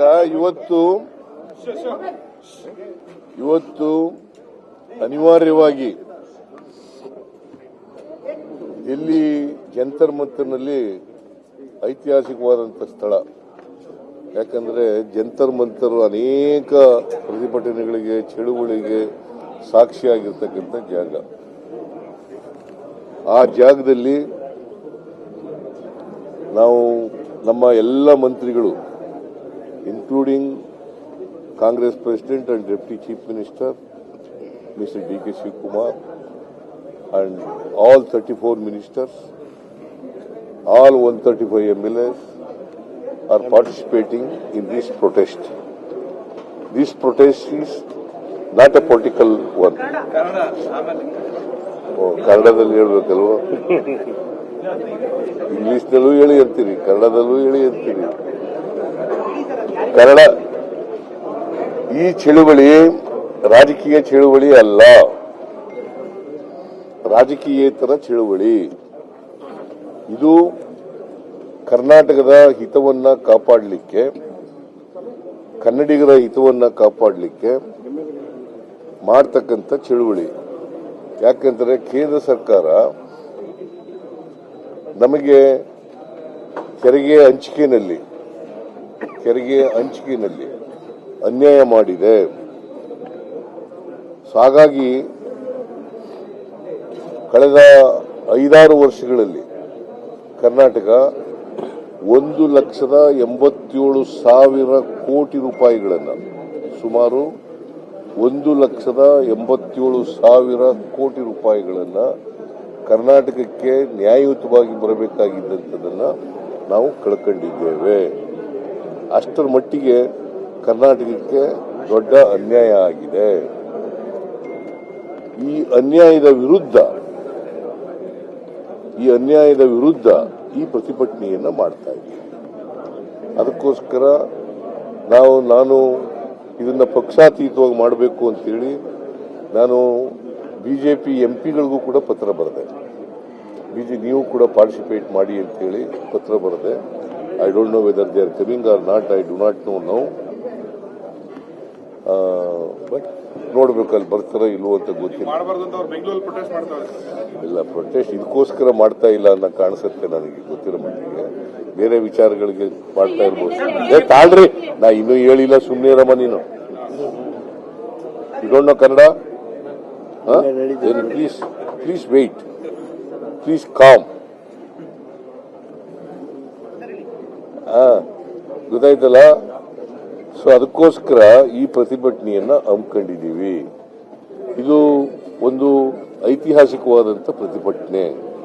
ಯಾಕಂತಂದ್ರೆ ಎಲ್ಲ ಮಂತ್ರಿಗಳು, ಎಲ್ಲ MLAಗಳು, MLCಗಳು ಇದರಲ್ಲಿ ಪಾರ್ಟಿಸಿಪೇಟ್ ಮಾಡ್ತಾರೆ. ಮತ್ತೆ ಬೇರೆ ಕಾರ್ಯಕರ್ತರು ಕೂಡ ಕೆಲವರೆಲ್ಲ ಬಂದಿದ್ದಾರೆ, ಅವರು ಕೂಡ ಪಾರ್ಟಿಸಿಪೇಟ್ ಮಾಡ್ತಾ ಇದ್ದಾರೆ. ಈಗ ನಮಗೆ 14ನೇ ಫೈನಾನ್ಸ್ ಕಮಿಷನ್ನಲ್ಲಿ ತೆರಿಗೆ ಪಾಲು, ನಮ್ಮ ಪಾಲು 4.71% ಬಂದಿತ್ತು. ಎಷ್ಟು? 4.71% ಬಂದಿತ್ತು. 15ನೇ ಫೈನಾನ್ಸ್ ಕಮಿಷನ್ನಲ್ಲಿ ಅದು 3.64%ಗೆ ಇಳಿದೋಯ್ತು. ಇದರಿಂದ ಸುಮಾರು 40ರಿಂದ 45% ನಮಗೆ ಟ್ಯಾಕ್ಸ್ ಬರೋದನ್ನ ಕಳ್ಕೊಂಡ. ಸೊ ಒಟ್ಟಾರೆಯಾಗಿ 14 ಫೈನಾನ್ಸ್ ಕಮಿಷನ್ ಅಷ್ಟೇ ನಮಗೆ ಕೊಟ್ಟಿದ್ರೆ, 15 ಫೈನಾನ್ಸ್ ಕಮಿಷನ್ ನಲ್ಲೂ ಕೂಡ 14 ಫೈನಾನ್ಸ್ ಕಮಿಷನ್ ಮಾಡಿದಂತ ಮಾನದಂಡಗಳನ್ನೇ ಅನುಸರಿಸಿದ್ರೆ ನಮಗೆ 62,098 ಕೋಟಿ ರೂಪಾಯಿ ಟ್ಯಾಕ್ಸ್ ಹೆಚ್ಚಾಗಿ ಬರ್ತಿದೆ. 62,098 ಕೋಟಿ ಹೆಚ್ಚಾಗಿ ಬರ್ತಿತ್ತು. So that we last, number 1. Number 2, ಕರ್ನಾಟಕದಿಂದ ನಾವು ಸುಮಾರು ಅದಕ್ಕಿಂತ ಜಾಸ್ತಿನೇ ಕೊಡ್ತಾ ಇದ್ದೀವಿ ತೆರಿಗೆ, ನಾವು ಕಾಂಟ್ರಿಬ್ಯೂಟ್ ಮಾಡ್ತಾ ಇದ್ದೀವಿ ಕೇಂದ್ರ ಸರ್ಕಾರಕ್ಕೆ. ಸುಮಾರು 4,30,000 ಕೋಟಿ ಪ್ರತಿ ವರ್ಷ ಈ ವರ್ಷ ಕೊಡ್ತಾ ಇದ್ದೀವಿ. 4,30,000 ಕೋಟಿ ರೂಪಾಯಿಗಳನ್ನು ಈ ವರ್ಷ ಕೊಡ್ತಾ ಇದ್ದೀವಿ. ಎಲ್ಲ ಸೇರಿ income tax, GST, customs, cess, surcharge ಇವೆಲ್ಲ ಸೇರಿ ಒಟ್ಟು 4,30,000 ಕೋಟಿ. ಅಂದ್ರೆ ₹100 ಕೊಟ್ರೆ ₹100 ನಾವು ತೆರಿಗೆ ಕೊಟ್ರೆ ದೇಶಕ್ಕೆ ನಮಗೆ ಬರೋದು ಕರ್ನಾಟಕಕ್ಕೆ ಬರೋದು 12ರಿಂದ 13 ರೂಪಾಯಿ. ಇಟ್ ಫಾಲೋ ಕೇಂದ್ರ ಸರ್ಕಾರದಿಂದ ನಮಗೆ ಬರತಕ್ಕಂಥದ್ದು ತೆರಿಗೆ ಪಾಲಿನಲ್ಲಿ ಮತ್ತೆ ಬೇರೆ ಇದರಲ್ಲಿ ಬರತಕ್ಕಂಥದ್ದು 12ರಿಂದ 13 ರೂಪಾಯಿ. ₹100 ಕೊಟ್ರೆ ನಾವು ತೆರಿಗೆನ ನಮಗೆ ಬರೋದು ಎಷ್ಟಪ್ಪ ವಾಪಸ್ಸು ಅಂತಂದ್ರೆ 12 to 13 rupees ಪರ್ ಇಯರ್. ಈಗ ಈ 23-24ರಲ್ಲಿ ನಮಗೆ ಎಷ್ಟು ನಿಗದಿ ಮಾಡಿದ್ದಾರೆ ಅಂದ್ರೆ ಎಸ್ಟಿಮೇಟೆಡ್ ಡೆವಲ್ಯೂಷನ್ ನಲ್ಲಿ 37,252 ಕೋಟಿ ನಿಗದಿ ಮಾಡಿದ್ದಾರೆ. ಎಷ್ಟು? 37,252 ಕೋಟಿ. ಆಮೇಲೆ ಸೆಂಟ್ರಲಿ ಸ್ಪಾನ್ಸರ್ಡ್ ಸ್ಕೀಮ್ಸ್ ನಲ್ಲಿ ಅದು ಶೇರಿಂಗ್ ಇದೆ, ಕರ್ನಾಟಕ ಮತ್ತೆ ಕೇಂದ್ರ ಸರ್ಕಾರ ಕೊಡ್ತಕ್ಕಂಥದ್ದು. ಅದು ಈಗ ನಾವು 50% ಕೊಟ್ರೆ ಅವ್ರು 50% ಕೊಡ್ತಾರೆ, ನಾವು 60% ಕೊಟ್ರೆ ಅವ್ರು 40% ಕೊಡ್ತಾರೆ. ಈ ತರ ಇದೆ, ಶೇರಿಂಗ್ ಇದೆ. ಸೆಂಟ್ರಲಿ ಸ್ಪಾನ್ಸರ್ಡ್ ಸ್ಕೀಮ್ಸ್, ಇದನ್ನ ಗ್ರಾಂಟ್ಸ್ ಅಂತ ಕರಿತೀವಿ. ಈ ಗ್ರಾಂಟ್ಸ್ ನಲ್ಲಿ ನಮಗೆ ಈ ಸಾರಿ 13,005 ಕೋಟಿ ರೂಪಾಯಿ ಬರ್ತದೆ. ಎಷ್ಟು? ಬೋತ್ ಪುಟ್ ಟುಗೆದರ್ 50,257 ಕೋಟಿ ಆಗುತ್ತೆ. ನಿಮ್ಗೆ ಇನ್ನೊಂದು ಹೇಳಬೇಕು ಅಂತಂದ್ರೆ, ಯಾಕೆಂದ್ರೆ ಬಿಜೆಪಿ ಅವರು ಹೇಳ್ತಾರೆ ನಾವು ಅಷ್ಟು ಕೊಟ್ಟಿದ್ದೀವಿ ಇಷ್ಟು ಕೊಟ್ಟಿದ್ದೀವಿ ಅಂತ ಹೇಳ್ತಾರೆ. ನಾನು ಕೇಳ್ತೀನಿ, 2018-19ರಲ್ಲಿ ಬಜೆಟ್ ಸೈಜು ಕೇಂದ್ರ ಸರ್ಕಾರದ್ದು, I repeat, the size of the budget of government of India is 24,42,000 crores. ಎಷ್ಟು? 24,42,000. ಇನ್ನು ಚಿಲ್ಲರೆ ಇದೆ, ನಾನು ಚಿಲ್ಲರೆ ಹೇಳಕ್ ಹೋಗಲ್ಲ. 24,42,000 ಕೋಟಿ. 23-24ರಲ್ಲಿ ಎಷ್ಟು ಬಜೆಟ್ ಗಾತ್ರ ಕೇಂದ್ರ ಸರ್ಕಾರದ್ದು? 45 ಲಕ್ಷ ಕೋಟಿ. ಆಗ್ಲೇನೆ 51,000 ಕೋಟಿ ಬರ್ತಿತ್ತು ನಮಗೆ. ಈಗ 5 ವರ್ಷದ ನಂತರ 50,257 ಕೋಟಿ. Is it not an injustice? Is it not an injustice? 2018-19ರಲ್ಲಿ ಬಜೆಟ್ ಗಾತ್ರ 24,42,000 ರೂಪಾಯಿ ಇದ್ದಾಗ 51,000 ಕೋಟಿ ಬರ್ತಿತ್ತು ರಾಜ್ಯಕ್ಕೆ, ನಮ್ಮ ಪಾಲು. ಈಗ 5 ವರ್ಷದ ನಂತರನೂ ಕೂಡ ಬಜೆಟ್ ಗಾತ್ರ 45 ಲಕ್ಷ ಕೋಟಿ ಆಗಿದ್ರು ಕೂಡ ಈಗ 50,257 ಕೋಟಿ ರೂಪಾಯಿ. Please underline. ಯಾಕಂತಂದ್ರೆ ಈ ಬಜೆಟ್ ಗಾತ್ರ ಹೇಳೋದೇ ಇಲ್ಲ ಬಿಜೆಪಿಯವರು. ತೆರಿಗೆ ಹೆಚ್ಚಾಯ್ತು ಅಂತ ಹೇಳ್ತಾರೆ. ಅಲ್ಲ, ಬಜೆಟ್ ಗಾತ್ರ ಹೆಚ್ಚಾಗಿದ್ಮೇಲೆ ಅಂದ್ಮೇಲೆ ಆಲ್ಮೋಸ್ಟ್ ಡಬಲ್ ಆಯ್ತಲ್ಲ ಬಜೆಟ್ ಗಾತ್ರ. ನಮಗೆ ತೆರಿಗೆನೂ ಕೂಡ ಕರ್ನಾಟಕಕ್ಕೆ ಬರ್ತಕ್ಕಂಥದ್ದು 1 ಲಕ್ಷ ಕೋಟಿ ಬರಬೇಕಲ್ಲ, ಆಲ್ಮೋಸ್ಟ್ 1 ಲಕ್ಷ ಕೋಟಿ ಬರಬೇಕಲ್ಲ. It is not so. That is why it is an injustice to Karnataka. I hope that you have followed me. ಆಮೇಲೆ ಏನೋ ತಪ್ಪೆಲ್ಲ ಬರೆಯಕ್ಕೆ ಹೋಗ್ಬಿಡಿ, ಏನು ತೋರ್ಸಕ್ ಹೋಗ್ಬಿಡಿ. ತಾಳಪ್ಪ, 1 ಸೆಕೆಂಡು ಇಲ್ಲ, 2 ಸೆಕೆಂಡು ಇಲ್ಲ. ಏನು ಆಮೇಲೆ ಪ್ರಶ್ನೆ ಇಲ್ಲ ಕೇಳೋದು, ಬರ್ಕೋ ನೀನು. ಆಮೇಲೆ ಪ್ರಶ್ನೆ ಕೇಳಬೇಕಾಗಿರೋದು. ನಮಗೆ 1 ಲಕ್ಷ ರೂಪಾಯಿ ಆಯ್ತು. ಆಮೇಲೆ ಈ ಸೆಸ್ಸು ಮತ್ತು ಸರ್ಚಾರ್ಜ್ 2014-15ರಲ್ಲಿ ಸೆಸ್ ಎಷ್ಟಿತ್ತಪ್ಪ ಅಂತಂದ್ರೆ, ಮನಮೋಹನ್ ಸಿಂಗ್ ಅವ್ರ ಕಾಲದಲ್ಲಿ ಸೆಸ್ಸು, ಅಡಿಷನಲ್ ಸೆಸ್ಸು ಮತ್ತು ಸರ್ಚಾರ್ಜು 1,40,000 ಕೋಟಿ ಇತ್ತು. 1,42,000. ಈ ವರ್ಷ 23-24ರಲ್ಲಿ ಒಂದೇ ವರ್ಷದಲ್ಲಿ ಕೇಂದ್ರ ಸರ್ಕಾರ ಇಡೀ ದೇಶದಲ್ಲಿ, ಕರ್ನಾಟಕ ಒಂದೇ ಅಂತ ಹೇಳಲ್ಲ, ಇಡೀ ದೇಶದಲ್ಲಿ, ನಾನು ಮೊದಲು ಹೇಳಿದ್ದು ಇಡೀ ದೇಶದಲ್ಲಿ 5,52,000 ಕೋಟಿ ವಸೂಲು ಮಾಡ್ತಾರೆ. 5,52,000 ಕೋಟಿ ಅವ್ರಿಗೆ ಸೆಸ್ಸು ಮತ್ತು ಸರ್ಚಾರ್ಜ್ನಲ್ಲಿ ಬರ್ತದೆ. ಅದರಲ್ಲಿ ಪಾಲಿಲ್ಲ. It is not a divisible ಪೂಲ್ನಲ್ಲಿ ಬರಲ್ಲ ಅದು. ಸೆಸ್ಸು ಮತ್ತು ಸೇಲ್ ಟ್ಯಾಕ್ಸ್ ಸರ್ಚಾರ್ಜು ಅದು ಡಿವಿಸಿಬಲ್ ಪೂಲ್ನಲ್ಲಿ ಬರಲ್ಲ. ಅದರಲ್ಲಿ ನಮಗೆ ಸ್ಟೇಟ್ಗಳಿಗೆ ಶೇರ್ ಇಲ್ಲ. ಅದಷ್ಟೂ ದುಡ್ಡು ಕೇಂದ್ರ ಸರ್ಕಾರಕ್ಕೆ ಉಳ್ಕುತ್ತದೆ. 5,52,000 ಕೋಟಿ ಕೇಂದ್ರ ಸರ್ಕಾರಕ್ಕೆ ಉಳ್ಕುತ್ತದೆ. ನಾವು ಅದರಲ್ಲೂ ಶೇರ್ ಕೊಡ್ರಪ್ಪ. ಒಂದು ವೇಳೆ ಅದರಲ್ಲಿ ಶೇರ್ ಕೊಟ್ಟಿದ್ರೆ ನಮಗೆ 55,000 ಕೋಟಿ ರೂಪಾಯಿ ಬರ್ತಿತ್ತು. 55,000 ಕೋಟಿ ರೂಪಾಯಿ ಬರ್ತಾ ಇದೆ. Is it not an injustice? ಹೇಳಿ ನೋಡೋಣ. ಇದ್ರ ವಿರುದ್ಧ ಪ್ರತಿಭಟನೆ ನೀವು ಮಾಡ್ತಾ ಇಲ್ಲ ತಾಳಿ. ಆಮೇಲೆ ನಾವು ಈ ಬರಗಾಲ ಇದೆ ಕರ್ನಾಟಕದಲ್ಲಿ. ಕರ್ನಾಟಕದಲ್ಲಿ ಬರಗಾಲ ಇದ್ದಾಗ ನಾವು ಯಾವಾಗ ಸೆಪ್ಟೆಂಬರ್ ತಿಂಗಳಲ್ಲಿ ಮೆಮೊರಾಂಡಮ್ ಕೊಟ್ಟವು. 2023 ಸೆಪ್ಟೆಂಬರ್ ತಿಂಗಳಲ್ಲಿ ಮಗ ಕೊಟ್ಟು ಈಗ ಫೆಬ್ರವರಿ 2024 ಸುಮಾರು 5 ತಿಂಗಳಾಯ್ತಾ ಬಂತು. ಆಯ್ತಲ್ಲ. ಇವತ್ತಿನವರೆಗೆ ಕೇಂದ್ರ ಸರ್ಕಾರ ಸೆಂಟ್ರಲ್ ಟೀಮ್ ಬಂತು. ಅವರು ಇವೆಲ್ಲ ವಿಸಿಟ್ ಮಾಡಿ ಇನ್ಸ್ಪೆಕ್ಟ್ ಮಾಡಿ ವರದಿ ಕೊಟ್ಟರು. ಇವತ್ತಿನವರೆಗೆ ಕೇಂದ್ರ ಸರ್ಕಾರದವರು ಒಂದು ಮೀಟಿಂಗು ಮಾಡಿಲ್ಲ, ನಮಗೆ ಪರಿಹಾರನೂ ಕೂಡ ಕೊಟ್ಟಿಲ್ಲ. ನಮ್ಮ ಮಿನಿಸ್ಟ್ರಿಗಳು ಹೋಗಿ ಭೇಟಿ ಮಾಡಿದ್ರು. ಕೃಷ್ಣ ಬೈರೇಗೌಡ, ಪ್ರಿಯಾಂಕ್ ಖರ್ಗೆ ಹೋಗಿ ಭೇಟಿ ಮಾಡಿದ್ರು. ಇವನು ಚಲುವರಾಯಸ್ವಾಮಿ ಎಲ್ಲ ಹೋಗಿ ಭೇಟಿ ಮಾಡಿದ್ರು. ಆಮೇಲೆ ನಾನೇ ಸ್ವತಃ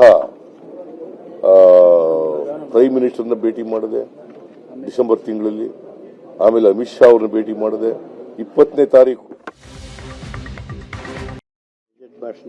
ಬಜೆಟ್ ಭಾಷಣದಲ್ಲಿ ಹೇಳಿರೋದು, ಬೇರೆ ಸುಮ್ಮನೆ ಏನೋ ಭಾಷಣ ಮಾಡಿರೋದಲ್ಲ, ಬಜೆಟ್ ಸ್ಪೀಚ್ ನಲ್ಲಿ ಹೇಳಿರೋದು.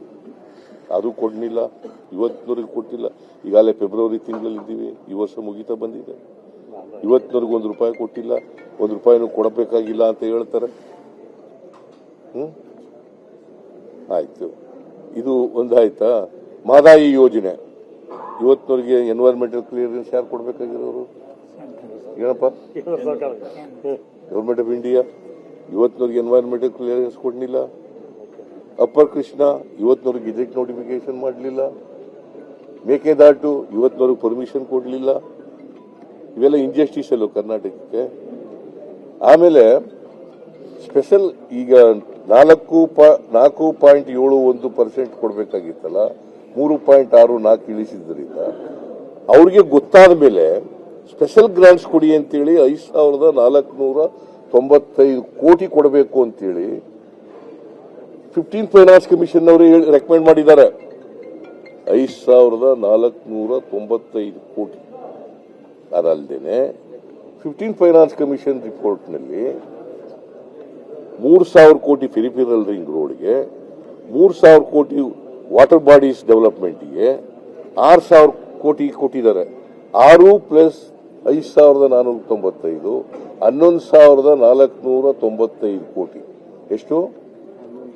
11,495 ಕೋಟಿ. ಇದು ಕೊಡ್ಲಿಲ್ಲ ಒಂದು ಪೈಸೆನೂ. ಇದನ್ನ ರಿಜೆಕ್ಟ್ ಮಾಡಿಬಿಟ್ರು. ನಿರ್ಮಲಾ ಸೀತಾರಾಮನ್ ಹೇಳ್ತಾರೆ, ನಾನು ಇಂಟರ್ಫಿಯರ್ ಆಗಲ್ಲ ಫೈನಾನ್ಸ್ ಕಮಿಷನ್ ನಲ್ಲಿ. Then why you are rejected? Why you refuse to give? Why ನೀವು ಆಗಲ್ಲ. 15th ಫೈನಾನ್ಸ್ ಕಮಿಷನ್ ಇಂಟರ್ಫಿಯರ್ ಆಗಲ್ಲ. ಆಮೇಲೆ ಯಡಿಯೂರಪ್ಪ ಪೆದ್ದಾಗಿ ಏನ್ ಹೇಳ್ತಾರೆ, ಬಸವರಾಜ್ ಏನ್ ಹೇಳ್ತಾರೆ ಅಂತಂದ್ರೆ, ಪೊಲಿಟಿಕಲ್ ಸ್ಟೇಟ್ಮೆಂಟ್ ಏನಂತ ಹೇಳ್ತಾರೆ, ಆ ಕಾಲದಲ್ಲಿ 15ನೇ ಫೈನಾನ್ಸ್ ಕಮಿಷನ್ ಆದಾಗ ಸಿದ್ದರಾಮಯ್ಯನವರೇ ಚೀಫ್ ಮಿನಿಸ್ಟರ್ ಆಗಿದ್ರು, ಅವ್ರು ಸರಿಯಾಗಿ ರೆಪ್ರೆಸೆಂಟ್ ಮಾಡಲಿಲ್ಲ. ಆಗ 15ನೇ ಫೈನಾನ್ಸ್ ಕಮಿಷನ್ ಕಾನ್ಸ್ಟಿಟ್ಯೂಟ್ ಆದಾಗ ಯಾರಿದ್ದವರು? ಮಿಸ್ಟರ್ ನರೇಂದ್ರ ಮೋದಿ. ರಿಪೋರ್ಟ್ ತಗೊಂಡವ್ರು ಯಾರು? ಮಿಸ್ಟರ್ ನರೇಂದ್ರ ಮೋದಿ. ನಾವು ಸಮರ್ಥವಾಗಿ ವಾದ ಮಾಡಿಸಿದೀವಿ, ಆದರೂ ಅವರು ಕಾನ್ಸ್ಟಿಟ್ಯೂಟ್ ಮಾಡೋರು ಯಾರು? ಕೇಂದ್ರ ಸರ್ಕಾರ. ಯಾರ ಮಾತು ಕೇಳ್ತಾರೆ? ನಮ್ಮ ಮಾತು ಕೇಳ್ತಾರ, ಅವ್ರ ಮಾತು ಕೇಳ್ತಾರೆ? ಇಷ್ಟು ಅರ್ಥ ಆಗಲ್ಲ ಇವರಿಗೆ. ಬಿಜೆಪಿ ಬಸವರಾಜ ಬೊಮ್ಮಾಯಿಗೆ, ಯಡಿಯೂರಪ್ಪನಿಗೆ ಮುಖ್ಯಮಂತ್ರಿ ಆಗಿದ್ದವರು. ಸೊ ಇವರೆಲ್ಲ ಏನ್ ಹೇಳ್ತಾರೆ, ಇವೆಲ್ಲ ಕೂಡ ಜನರನ್ನ ದಾರಿ ತಪ್ಪಿಸ್ಲಿಕ್ಕೆ ಹೇಳ್ತಾ ಇರ್ತಕ್ಕಂಥದ್ದು. ರಾಜ್ಯ ಸರ್ಕಾರಕ್ಕೆ ಅನ್ಯಾಯ ಆಗ್ತಾ ಇದೆ, ಕರ್ನಾಟಕ ರಾಜ್ಯಕ್ಕೆ ಅನ್ಯಾಯ ಆಗ್ತಾ ಇದೆ. 25 ಜನ ಎಂಪಿಗಳು ಗೆಲ್ಸ್ಕೊಟ್ರು ಹೋದ್ ಸಾರಿ. ಒಂದಿನ ಬಾಯಿ ಬಿಟ್ಟಿದ್ದಾರೆ ಇವರು. ಒಂದು ದಿನ ಯಡಿಯೂರಪ್ಪ ಆಗಲಿ ಬಸವರಾಜ ಬೊಮ್ಮಾಯಿ ಆಗಲಿ ರಾಜ್ಯ ಸರ್ಕಾರಕ್ಕೆ ಈ ತರ ಶಿಫಾರಸು ಮಾಡಿದ್ದಾರೆ. 15 ಫೈನಾನ್ಸ್ ಕಮಿಷನ್ ಕೊಡ್ರಿ ಅಂತ ಹೋಗಿ ಕೇಳಿದಾರ? 25 ಜನ ಎಂಪಿಗಳು ಕೇಳಿದಾರ? Is it not an injustice to Karnataka? So ಇವುಗಳು ಎಲ್ಲರ ವಿರುದ್ಧ ನಾವು ಇವತ್ತು ಪ್ರತಿಭಟನೆಯನ್ನ ಹಮ್ಮಿಕೊಂಡಿದ್ದೀವಿ. ಸರ್, ಇಷ್ಟು ಡೀಪ್ ಆಗಿ ಸ್ಟಡಿ ಮಾಡಿ ನಂಬರ್ಸ್ ಕೊಡ್ತಿದ್ದೀರಾ, ಮತ್ತೆ ಡೆವಲ್ಯೂಷನ್ ಆಫ್ ಟ್ಯಾಕ್ಸ್ ಅಲ್ಲಿ ನಮಗೆ ಅನ್ಯಾಯ ಆದ್ರೆ ಆ ದುಡ್ಡು ಎಲ್ಲಿ ಹೋಗ್ತಾ ಇದೆ ಸರ್? ಎಲ್ಲಿ ಅವ್ರು ಇಟ್ಕೋತಾರೆ, ಕೇಂದ್ರ ರಾಜ್ಯ ಉತ್ತರ ರಾಜ್ಯಗಳಿಗೆಲ್ಲ ಕೊಡ್ತಾರೆ. ಈಗ ಫಾರ್ ಎಕ್ಸಾಂಪಲ್ ನಾವು 50,257 ಕೋಟಿ ನಮಗ್ ಬಂದ್ರೆ ಉತ್ತರ ಪ್ರದೇಶಕ್ಕೆ 2,80,000 ಕೋಟಿ ಅವ್ರಿಗೆ ಹೋಗುತ್ತೆ. ಬಿಹಾರ್ಗೆ ಹೋಗುತ್ತೆ 1 ಲಕ್ಷ ಕೋಟಿ, ಮಧ್ಯಪ್ರದೇಶಕ್ಕೆ ಹೋಗುತ್ತೆ, ರಾಜಸ್ಥಾನಕ್ಕೆ ಹೋಗುತ್ತೆ. ಯಾಕಂತಂದ್ರೆ ಇವ್ಯಾರು ಕೂಡ ಜನ ನಿಯಂತ್ರಣ ಮಾಡಲಿಲ್ಲ, ಎಂತದ್ದು ಪಾಪ್ಯುಲೇಷನ್ ಕಂಟ್ರೋಲ್ ಮಾಡಕ್ ಹೋಗ್ಲಿಲ್ಲ. ಈಗ ಏನ್ ಮಾಡ್ತಾರೆ, 5 ಮಾನದಂಡಗಳು ಮಾಡ್ತಾರೆ. 7th ಶೆಡ್ಯೂಲ್ ನಲ್ಲಿ 5 ಮಾನದಂಡಗಳಿದ್ದಾವೆ. ಒಂದು, ವಿಸ್ತೀರ್ಣ ಎಷ್ಟಿದೆ ಕರ್ನಾಟಕದ್ದು, ಜನಸಂಖ್ಯೆ ಎಷ್ಟಿದೆ, ಕಲಾ ಆದಾಯ ಎಷ್ಟಿದೆ, ಕಾಡು ಎಷ್ಟಿದೆ, ಸಮುದಾಯದ ಅಭಿವೃದ್ಧಿ ಹೆಂಗಾಗಿದೆ, ರಾಜ್ಯದ ಅಭಿವೃದ್ಧಿ ಹೆಂಗಾಗಿದೆ, ಈ ಎಲ್ಲ ಮಾನದಂಡಗಳು ಇಟ್ಟುಕೊಂಡು 7th ಶೆಡ್ಯೂಲ್. ಬಟ್ 71 ಜನಗಣತಿ ಪ್ರಕಾರ ಮಾಡಿದ್ರೆ ಈ ಅನ್ಯಾಯ ಆಯ್ತು. ಇವ್ರೇನ್ ಮಾಡ್ತಾರೆ, 15ನೇ ಹಣಕಾಸಿನ ಆಯೋಗದಲ್ಲಿ 2011ನೇ ಜನಗಣತಿಯನ್ನ ಗಣನೆ ತಗೊಂಡು ಮಾಡ್ತಾರೆ. ಸೊ ಹಂಗಾಗಿ ಇವೆಲ್ಲ ಆಗಿದೆ. ಒಬ್ರು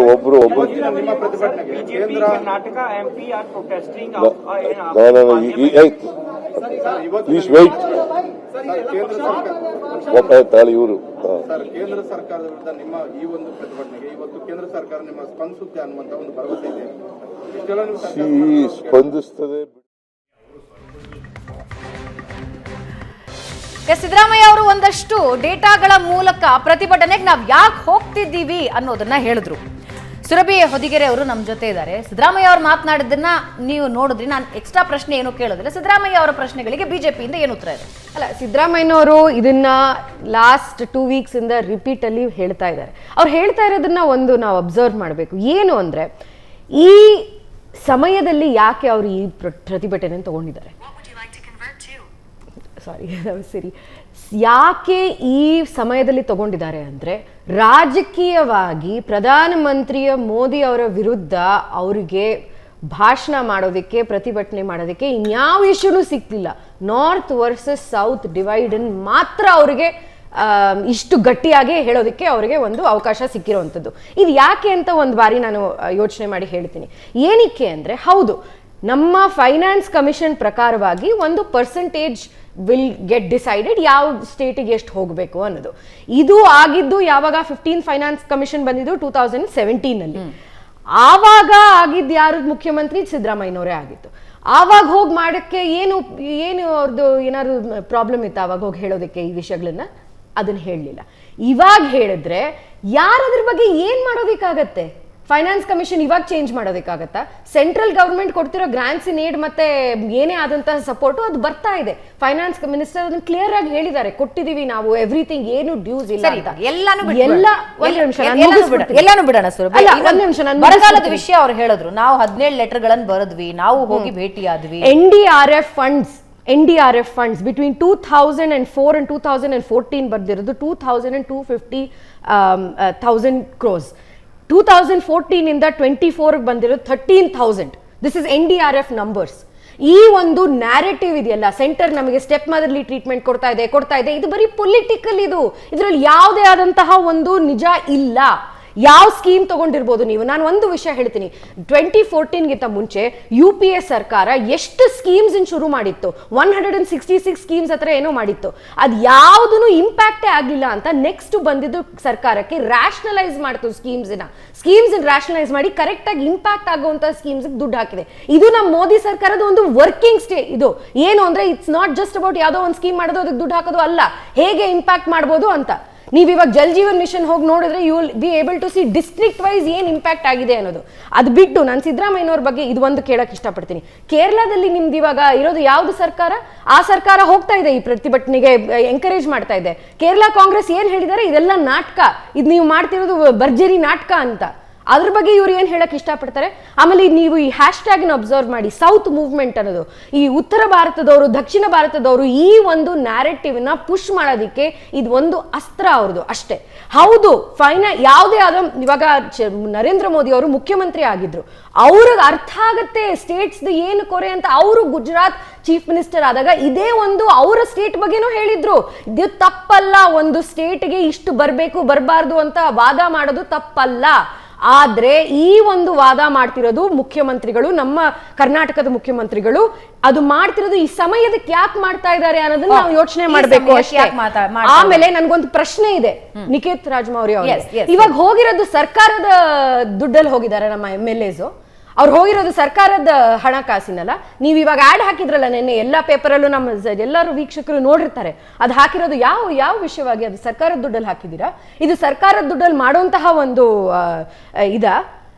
ಯಾಕೆ ನೀವು ಇದನ್ನ ಒಂದು ಪೊಲಿಟಿಕಲ್ ಆರ್ಗ್ಯುಮೆಂಟ್ ನೀವ್ ಯಾಕೆ ಒಂದು ಸರ್ಕಾರದ ದುಡ್ಡಲ್ಲಿ ಮಾಡ್ತಾ ಇದ್ದೀರಾ, ಎರಡು ನಿಮಗೆ ಯಾಕೆ ವಿಭಜನೆ, ಸೆಪರೇಟ್ ಕಂಟ್ರಿ ಅಂತ ಯಾಕೆ? ಕರ್ನಾಟಕ ಇರೋದು ಭಾರತದಲ್ವಾ? ಭಾರತ ಜನನೀಯ ತನುಜಾತೆ ಜಯ ಹೇ ಕರ್ನಾಟಕ ಮಾತೆ ಅಂತ ಕುವೆಂಪು ಅವರು ಹೇಳಿದ್ದಾರೆ. ನಿಮಗೆ ಯಾಕೆ ಅಸಹ್ಯ ಆಗುತ್ತೆ ಭಾರತೀಯರಾಗಿರೋದಕ್ಕೆ? ರೈಟ್. ನಿಖೇತ್ ರಾಜ್ ಮೌರ್ಯ, ಕೆಲವೊಂದು ಪ್ರಶ್ನೆಗಳನ್ನ ಬಿಜೆಪಿ ವಕ್ತಾರರು ತೆಗೆದ್ರು, ಇದು ಪ್ಯೂರ್ಲಿ ಪೊಲಿಟಿಕಲ್, ಇದಕ್ಕೆ ನೀವು ಸರ್ಕಾರದ ಹಣ ಬಳಸ್ತಿದ್ದೀರಿ ಅಂತಾರವರು. ಅಂದ್ರೆ ಕರ್ನಾಟಕ ರಾಜ್ಯದ ಅಭಿವೃದ್ಧಿಗಾಗಿ, ಕರ್ನಾಟಕ ರಾಜ್ಯದ ಬಜೆಟ್, ಕರ್ನಾಟಕ ರಾಜ್ಯಕ್ಕೆ ಕೊಡಬೇಕಾಗಿರುವಂತಹ ಹಣವನ್ನ ನೀವು ಕೊಡಿ ಅಂತ ಕೇಳೋದು ಪೊಲಿಟಿಕಲ್. ನನಗೆ ಸುರಭಿ ಅವರು ಬಹುಶಃ ಇಷ್ಟು ಒಂದು ರೀತಿ ಇಮ್ಮೆಚೂರ್ಡ್ ಆಗಿ ಮಾತಾಡ್ತಾರೆ ಅಂತ ನಾನು ಅನ್ಕೊಂಡಿರ್ಲಿಲ್ಲ. ಹೇಳ್ತಾ ಇದ್ದಾರೆ, ಇದು ಕರ್ನಾಟಕ ರಾಜ್ಯದ ಹಿತಕ್ಕಾಗಿ ನಾವು ಮಾಡ್ತಿರುವಂತಹ ಹೋರಾಟ, ಕರ್ನಾಟಕ ರಾಜ್ಯಕ್ಕೆ ಸಲ್ಲಬೇಕಿರುವಂತಹ ಪಾಲನ್ನ ಕೇಳುವಂತಹ ಹೋರಾಟ. ನಾನು ಆಗ್ಲೇ ಹೇಳಿದೆ, ಮಧ್ಯ ಕರ್ನಾಟಕದ ಭಾಗದಲ್ಲಿ ನಿಮ್ಮದೇ ಕೇಂದ್ರ ಸರ್ಕಾರ ಪ್ರಾಮಿಸ್ ಮಾಡಿದಂತ 5,300 ಕೋಟಿ ರೂಪಾಯಿ ಕೊಡ್ತೀವಿ ನಾವು ಭದ್ರಾ ಮೇಲ್ದಂಡೆಗೆ ಅಂತ ಹೇಳಿದ್ರಿ, ಇವತ್ತರೆಗೂ ₹1 ಕೊಟ್ಟಿಲ್ಲ. ಯಾಕೆ ಅಂತ ಕೇಳ್ಬೋದು, ಅದು ಕಾಂಗ್ರೆಸ್ಸಿನ ಹೋರಾಟನ, ಅದು ಕರ್ನಾಟಕದ ಹೋರಾಟ ಅಲ್ವಾ? ಅದೇ ಕರ್ನಾಟಕ ರಾಜ್ಯದಲ್ಲಿ ಇವತ್ತಿಗೂ ಕೂಡ ಅಪ್ಪರ್ ಭದ್ರಾ ಪ್ರಾಜೆಕ್ಟ್ ಗೆ ನೀವು ನಮ್ಗೆ ಯಾವುದೇ ರೀತಿಯಾದಂತಹ ಗೆಜೆಟ್ ನೋಟಿಫಿಕೇಶನ್ ಮಾಡಲಿಲ್ಲ, ಯಾಕೆ ಅಂತ ನಾವು ಕೇಂದ್ರ ಸರ್ಕಾರವನ್ನ ಪ್ರಶ್ನೆ ಮಾಡೋದಕ್ಕೆ ನಾವು ಕೂತ್ಕೊಂಡು ಹೋರಾಟ ಮಾಡ್ತಾ ಇದೀವಿ. ಹಾಗಾದ್ರೆ ಇದು ಒಂದು ಪಕ್ಷದ ಹೋರಾಟನ, ಕನ್ನಡಿಗರ ಹೋರಾಟನ? ನಾವು ಯಾಕೆ ಕೂತ್ಕೊಂಡಿದೀವಿ ಅಂತಂದ್ರೆ ಇವತ್ತರೆಗೂ ಮೇಕೆದಾಟು ಪರ್ಮಿಷನ್ ಕೊಡ್ತಾ ಇಲ್ಲ. ಮುಂದಿನ ದಿವಸಗಳಲ್ಲಿ ಬೆಂಗಳೂರಿನಲ್ಲಿ ಕುಡಿಯೋ ನೀರಿಗೆ ತಾತ್ವಾರ ಬಂದ್ರೆ ಇಡೀ ರಾಜ್ಯದ ಜನರನ್ನ ಸಾಕ್ತಾ ಇರುವಂತ ಬೆಂಗಳೂರಿನ ಜನ ನೀರಿಲ್ಲದೆ ಅದೊಂದು ಅಬಂಡೆಂಟ್ ಸಿಟಿ ಆಗ್ಬಿಡುತ್ತೆ. ಬೆಂಗಳೂರಿಗೆ ಕುಡಿಯೋ ನೀರಿಗೆ ಯೋಜನೆಗಳನ್ನ ರೂಪಿಸಬೇಕಾಗಿದೆ ಅಂತ ನಾವು ಹೋರಾಟ ಮಾಡ್ಕೊಂಡು ಅಲ್ಲಿ ಕೂತ್ಕೊಂಡು ಪ್ರಶ್ನೆ ಕೇಳ್ತಾ ಇದೀವಿ. ಹಾಗಾದ್ರೆ ಇದು ಕರ್ನಾಟಕದ ಹಿತಕ್ಕಾಗಿ ನಡೀತಿರುವಂತಹ ಹೋರಾಟ ಅಲ್ವಾ? ಇದು ರಾಜಕೀಯ ಹೋರಾಟ ಅಲ್ಲ. ಕನ್ನಡಿಗರ ಪರವಾಗಿ ಮಾತನಾಡಿದ್ರೆ, ಕನ್ನಡಿಗರ ಅಸ್ಮಿತೆಯ ಪರವಾಗಿ ಮಾತನಾಡಿದ್ರೆ, ಕನ್ನಡಿಗರ ನೀರಿಗಾಗಿ ಜಲಕ್ಕಾಗಿ ಮಾತನಾಡಿದ್ರೆ, ಕನ್ನಡಿಗರ ಭಾಷೆಗಾಗಿ ಈಗ ಯಾಕೆ ಎಲೆಕ್ಷನ್ ಮುಂದೆ ಇಟ್ಕೊಂಡು ಈಗ ಯಾಕೆ ಮಾಡ್ತಿದ್ದೀರಿ ಅಂತ ಅವ್ರ ಪ್ರಶ್ನೆ. ಅಲ್ಲ, ಏನು ಹೇಳ್ತಾ ಇದ್ದೀನಿ, ಸಿದ್ದರಾಮಯ್ಯನವರು ವಿರೋಧ ಪಕ್ಷದ ನಾಯಕರಾಗಿದ್ದ ದಿನದಿಂದಲೂ ಕೂಡ 15th ಫೈನಾನ್ಸ್ ಬಗ್ಗೆ ಮಾತನಾಡಿದ್ದಾರೆ. ಮೇಕೆದಾಟು ಏನ್ ಇವತ್ತು ಮಾತಾಡ್ತಾ ಇಲ್ಲ, ಅದ್ರ ಬಗ್ಗೆ ದೊಡ್ಡ ಪಾದಯಾತ್ರೆಯನ್ನೇ ಮಾಡಿದ್ದಾರೆ. ಅಪ್ಪರ್ ಭದ್ರಾ ಪ್ರಾಜೆಕ್ಟ್ ಬಗ್ಗೆ ಹೋರಾಟ ಮಾಡಿದ್ದಾರೆ. Upper Bhadra project national project ಅಂತ ಘೋಷಿಸಿ ಅಂತ ಹೇಳಿ ಅವತ್ತು ವಿರೋಧ ಪಕ್ಷದ ನಾಯಕರಾಗಿದ್ದ ಕಾಲದಲ್ಲಿ ಕೂಡ ಅವ್ರು ಹೋರಾಟಗಳನ್ನು ಮಾಡ್ಕೊಂಡು ಬಂದಿದ್ದಾರೆ. ಇವತ್ತಿನವರೆಗೂ ಕೂಡ ನಾವು ಹೋರಾಟ ಮಾಡಿದಾಗ ಕಿವಿ ಕಿವುಡಾಗಿ ಕೂತ್ಕೊಂಡಿದೆಯಲ್ಲ ನಿಮ್ಗೆ, ಅದರ ವಿರುದ್ಧವಾಗಿ ನಾವು ಹೋರಾಟ ಮಾಡ್ತಾ ಇರೋದು. ಪಾಪ ಹೊದಿಗೆರೆ ಅವರು ಭಾಷಣ ಮಾಡ್ತಾ ಇದ್ರು, ಜಯ ಭಾರತ ಜನನೀಯ ತನುಜಾತೆ ಜಯ ಹೇ ಕರ್ನಾಟಕ ಮಾತೆ ಅಂತ. ತಾಯಿ, ಕರ್ನಾಟಕಕ್ಕೆ ಜಯ ಆದ್ರೆ ಮಾತ್ರ ಭಾರತಕ್ಕೂ ಜಯ ಆಗೋದು. ಯಾಕೆಂದ್ರೆ ನಾವು ಭಾರತದ ಅವಿಭಾಜ್ಯ ಹಕ್ಕ ಆಗಿದ್ದೇವೆ. ನಾವಿಲ್ಲೆಲ್ಲೂ ಕೂಡ ಸಪರೇಟಿಸಮ್ ನ ಮಾತು ಅಂತಲ್ಲ. ನಾವು ಕೇಳ್ತಾ ಇರೋದು ಏನು ಅಂತಂದ್ರೆ, ಒಬ್ಬ ಮನೆಯಲ್ಲಿ 4 ಜನ ಮಕ್ಕಳಿದ್ದಾರೆ, ಹೆಚ್ಚು ದುಡಿತಾ ಇರುವಂತ ಮಗ ತಂದು ಹೆಚ್ಚು ದುಡಿದಂತ ಪಾಲಿನ ಮನೆ ಕೊಟ್ರೆ, ನನ್ ಖರ್ಚಿಗೆ ಒಂದ್ ಸ್ವಲ್ಪ ಕೊಡಪ್ಪ, ನನ್ ಮಕ್ಕಳಿಗೆ ಏನೋ ಊಟ ಕೊಡಿಸ್ಬೇಕು ಅಂದ್ರೆ, ಏನೋ ದುಡಿದೇ ಇರುವಂತ ಸೋಮಾರಿ ಮಕ್ಕಳಿಗೆ ಎಲ್ಲದನ್ನು ಕೊಟ್ಬಿಟ್ಟು ದುಡಿದೇ ಇರೋ ಮಕ್ಕಳಿಗೆ ಕೊಟ್ಟು ದುಡಿಯೋ ಮಕ್ಕಳಿಗೆ ಅನ್ಯಾಯ ಮಾಡ್ತಾ ಇದ್ದೀರಲ್ಲ, ಇದು ನ್ಯಾಯವ ಅಂತ ಹೇಳಿ ಕನ್ನಡಿಗರ ಸ್ವಾಭಿಮಾನದ ಹಕ್ಕನ್ನು ನಾವು ಕೇಳ್ತಾ ಇದೀವಿ. ಇದನ್ನ ರಾಜಕೀಯ ಹೋರಾಟ ಅಂತ ಕರೀತಿದ್ದೀರಲ್ಲ, ನಿಮ್ಮೊಳಗಡೆ ನ್ಯಾಯ ಬರುತ್ತೆ ಇದೆ. ಕರ್ನಾಟಕದ ಸ್ವಾಭಿಮಾನ ನಿಮ್ಮೊಳಗಡೆ ಇದ್ರೆ ಇವತ್ತು ಫೈನಾನ್ಸ್ ಮಿನಿಸ್ಟರ್ ಯಾರಿದ್ದಾರೆ, ಅವರು ಕರ್ನಾಟಕದಿಂದ ಆಯ್ಕೆಯಾಗಿ ಹೋಗಿರುವಂತ MP ಅವರು ಕರ್ನಾಟಕದ ಫೈನಾನ್ಸ್ ಮಿನಿಸ್ಟರ್ ಆಗಿ ಕರ್ನಾಟಕಕ್ಕೆ ಬರದ ಪರಿಹಾರ ಕೊಟ್ಟಿದ್ವಲ್ಲ, ಮರ್ಯಾದೆ ಇದ್ರೆ ಅದನ್ನ ಕೊಡಿ ನೀವು ಅಂತ ಹೇಳಿ ಕನ್ನಡಿಗರಿಗೆ ನ್ಯಾಯ ಕೊಡಿ ಅಂತ ಹೋರಾಟ ಮಾಡ್ಬೇಕಾಗಿತ್ತು ಬಿಜೆಪಿಯವರು. ಆದ್ರೆ ಇವತ್ತು ಆ ಹೋರಾಟ ಮಾಡ್ಲಿಲ್ಲ. ಬರೀ ನಮ್ಮ ಕನ್ನಡಿಗರಿಗೆ ಮೋಸವನ್ನ ಮಾಡ್ತಾ ಅವ್ರು ಹಿಂದಿ ಹೇಳಿಕೆ ಮಾಡುವಂತ ಸಂದರ್ಭದಲ್ಲಿ, ಇವತ್ತು ನಮ್ಮ ಮಕ್ಕಳಿಗೆ ಎಕ್ಸಾಮ್ ಬರೆಯುವಂತ ಸಂದರ್ಭದಲ್ಲಿ ಅಲ್ಲಿ ಕೂಡ ಕನ್ನಡ ಸ್ಥಳೀಯ ಭಾಷೆಗಳಿಗೆ ಅವಕಾಶವನ್ನು ಕೊಡೋದು ಬಿಟ್ಟು ಹಿಂದಿ ಹೇಳಿಕೆ ಮಾಡ್ತಾ ಇರೋದ್ರಿಂದ ನಮ್ಮ ಮಕ್ಕಳಿಗೆ ಕೇಂದ್ರ ಸರ್ಕಾರದ ಹುದ್ದೆಗಳು, ಜಾಬ್ಗಳು ಸಿಗ್ತಾ ಇಲ್ಲ. ಇಂತಹ ಸಂದರ್ಭಗಳೆಲ್ಲ ಇರಬೇಕಾದ್ರೆ ಕನ್ನಡದ ಪರವಾಗಿ ನಾವು ಹೋರಾಟ ಮಾಡ್ತಾ ಇದ್ದೀವಿ. ನಮ್ಮ ಆತ್ಮೀಯತೆ, ನಮ್ಮ ಸ್ವಾಭಿಮಾನ ಹಿಂದಿ ಹೇರಿಕೆ ಅನ್ನೋದು ಇನ್ನೊಂದು ಡಿಬೇಟ್ ಆಗ್ಬಿಡುತ್ತೆ. ಯಾರ್ಯಾರ ಕಾಲದಲ್ಲಿ ಹಿಂದಿ ಹೇರಿಕೆ ಆಯ್ತು ಅನ್ನೋದು ಇನ್ನೊಂದು ಹಂತದ ಡಿಬೇಟ್ ಆಗ್ಬಿಡುತ್ತೆ. ಲೆಟ್ಸ್ ಕಮ್ ಬ್ಯಾಕ್ ಟು ಅದು ಆಗ್ಲಿ. ಒಂದು ನಾನು ಸಿದ್ದರಾಮಯ್ಯನವರು ಬಹಳ ಸ್ಪಷ್ಟವಾಗಿ ತಗೊಳ್ಳೋದಿಲ್ಲ, ಒಂದು ಕೌಂಟರ್ ನರೇಗಾ ಮೇಡಮ್ ಬಹಳ ಸ್ಪಷ್ಟವಾಗಿ ಸಿದ್ದರಾಮಯ್ಯನವರು ಹೇಳಿದ್ರು, 226 ತಾಲೂಕುಗಳಲ್ಲಿ ಬರಗಾಲ ಬಂದಿದೆ, ನರೇಗಾ ಯೋಜನೆಯಡಿ 150 ದಿವಸ ವರ್ಕಿಂಗ್ ಡೇ ಅಂತ ಘೋಷಣೆ ಮಾಡಿ ಅಂತ ಸರ್ಕಾರಕ್ಕೆ ನಾವು ಬೇಡ್ತಾ ಇದ್ದೀವಿ. ಆದ್ರೆ ಇವತ್ತು ಪಾಪ ಹಳ್ಳಿಗಾಡಿನ ಜನಕ್ಕೆ ಉದ್ಯೋಗ ಇಲ್ಲ, ಹಳ್ಳಿಗಾಡಿನ ಜನಕ್ಕೆ ಇವತ್ತು ತಾವು ಬಿತ್ತಿದ ಬೀಜ ಮೊಳಕೆ ಹೊಡಿತಾ ಇಲ್ಲ. ಇಂಥ ಪರಿಸ್ಥಿತಿ ಇರಬೇಕಾದ್ರೆ ಕೇಂದ್ರ ಸರ್ಕಾರ 100 ದಿನ ಇವತ್ತ 150 ದಿನ ಮಾಡ್ಬೇಕು ಅನ್ನುವ ನಮ್ಮ ಬೇಡಿಕೆ ಏನಿದೆ, ಅದೆಲ್ಲ ರಾಜಕಾರಣ. ನಮ್ಮ ಜನರಿಗೆ ಕೇಳುವಂತ ನ್ಯಾಯ ಅಲ್ವಾ? ವಾಪಸ್ ಬರ್ತೀನಿ. ಮಂತರ್ನಲ್ಲಿಂದ ಲೈವ್ ವಿಜುವಲ್ಸ್ ನೀವು ನೋಡ್ತಾ ಇದ್ದೀರಾ ವೀಕ್ಷಕರೇ. ಮತ್ತೊಂದು ಕಡೆ ವಿಧಾನಸೌಧ, ಬೆಂಗಳೂರಿನ ವಿಧಾನಸೌಧದ ಮುಂಭಾಗದಿಂದ ಬಿಜೆಪಿ ಪ್ರೊಟೆಸ್ಟ್ ನೋಡ್ತಾ ಇದ್ದೀರಿ. ಕೇಂದ್ರದಿಂದ ರಾಜ್ಯ ಸರ್ಕಾರಕ್ಕೆ, ರಾಜ್ಯಕ್ಕೆ ಆಗ್ತಾ ಇರೋ ತಾರತಮ್ಯದ ವಿರುದ್ಧ ನಮ್ಮ ಹೋರಾಟ, ನಮ್ಮ ತೆರಿಗೆ ನಮ್ಮ ಹಕ್ಕು ಅನ್ನೋ ಘೋಷವಾಕ್ಯದ ಅಡಿ ಕಾಂಗ್ರೆಸ್ ಜಂತರ್ ಮಂತರ್ನಲ್ಲಿ ಪ್ರೊಟೆಸ್ಟ್ಗೆ ಕೂತಿರೋದನ್ನ ನೀವು ನೋಡ್ತಾ ಇದ್ದೀರಾ. ಮತ್ತೊಂದು ಕಡೆ ರಾಜ್ಯ ಕಾಂಗ್ರೆಸ್ ಸರ್ಕಾರದಿಂದ ರಾಜ್ಯದ ಜನರಿಗೆ ಅನ್ಯಾಯ ಆಗ್ತಾ ಇದೆ ಅಂತ ವಿಧಾನಸೌಧ ಬೆಂಗಳೂರಿನಲ್ಲಿ ಈಗಿರುವ ಶಾಸಕರು, ಮಾಜಿ ಸಚಿವರು, ಮಾಜಿ ಶಾಸಕರು, ಹಿರಿಯ ನಾಯಕರು ಬಿಜೆಪಿಯಿಂದ ಬಂದು ಪ್ರೊಟೆಸ್ಟ್ ಮಾಡ್ತಾ ಇರೋದನ್ನ ನೋಡ್ತಾ ಇದ್ದೀರಾ. ಎರಡೂ ವಿಜುವಲ್ಸ್ ನಲ್ಲಿ ನೀವು ನೋಡ್ತಾ ಇದ್ದೀರಾ ಪ್ಲಕಾರ್ಡ್ಸ್ ಹಿಡ್ಕೊಂಡಿರೋದನ್ನ. ಸೆಂಟ್ರಲ್ ಗವರ್ಮೆಂಟ್ ವಿರುದ್ಧ ಹೋರಾಟ, ರಾಜ್ಯ ಸರ್ಕಾರದ ವಿರುದ್ಧ ಹೋರಾಟ.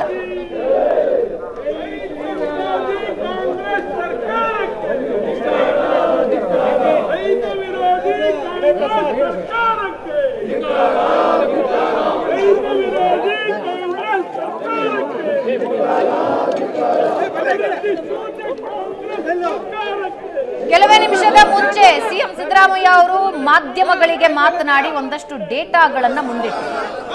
ಇವೆಲ್ಲವೂ ರಾಜ್ಯಕ್ಕಾಗಿರೋ ಅನ್ಯಾಯ, ಈ ಅನ್ಯಾಯದ ವಿರುದ್ಧ ನಮ್ಮ ಹೋರಾಟ.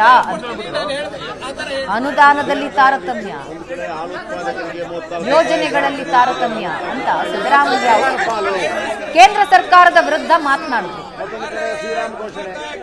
ರಾಜ್ಯದ ಶಾಸಕರು, ಸಚಿವರು, ಸಂಸದರು ಹೋಗಿ ಜಂತರ್ ಮಂತರ್ನಲ್ಲಿ ಪ್ರೊಟೆಸ್ಟ್ ಮಾಡ್ತಾ ಇದ್ದಾರೆ.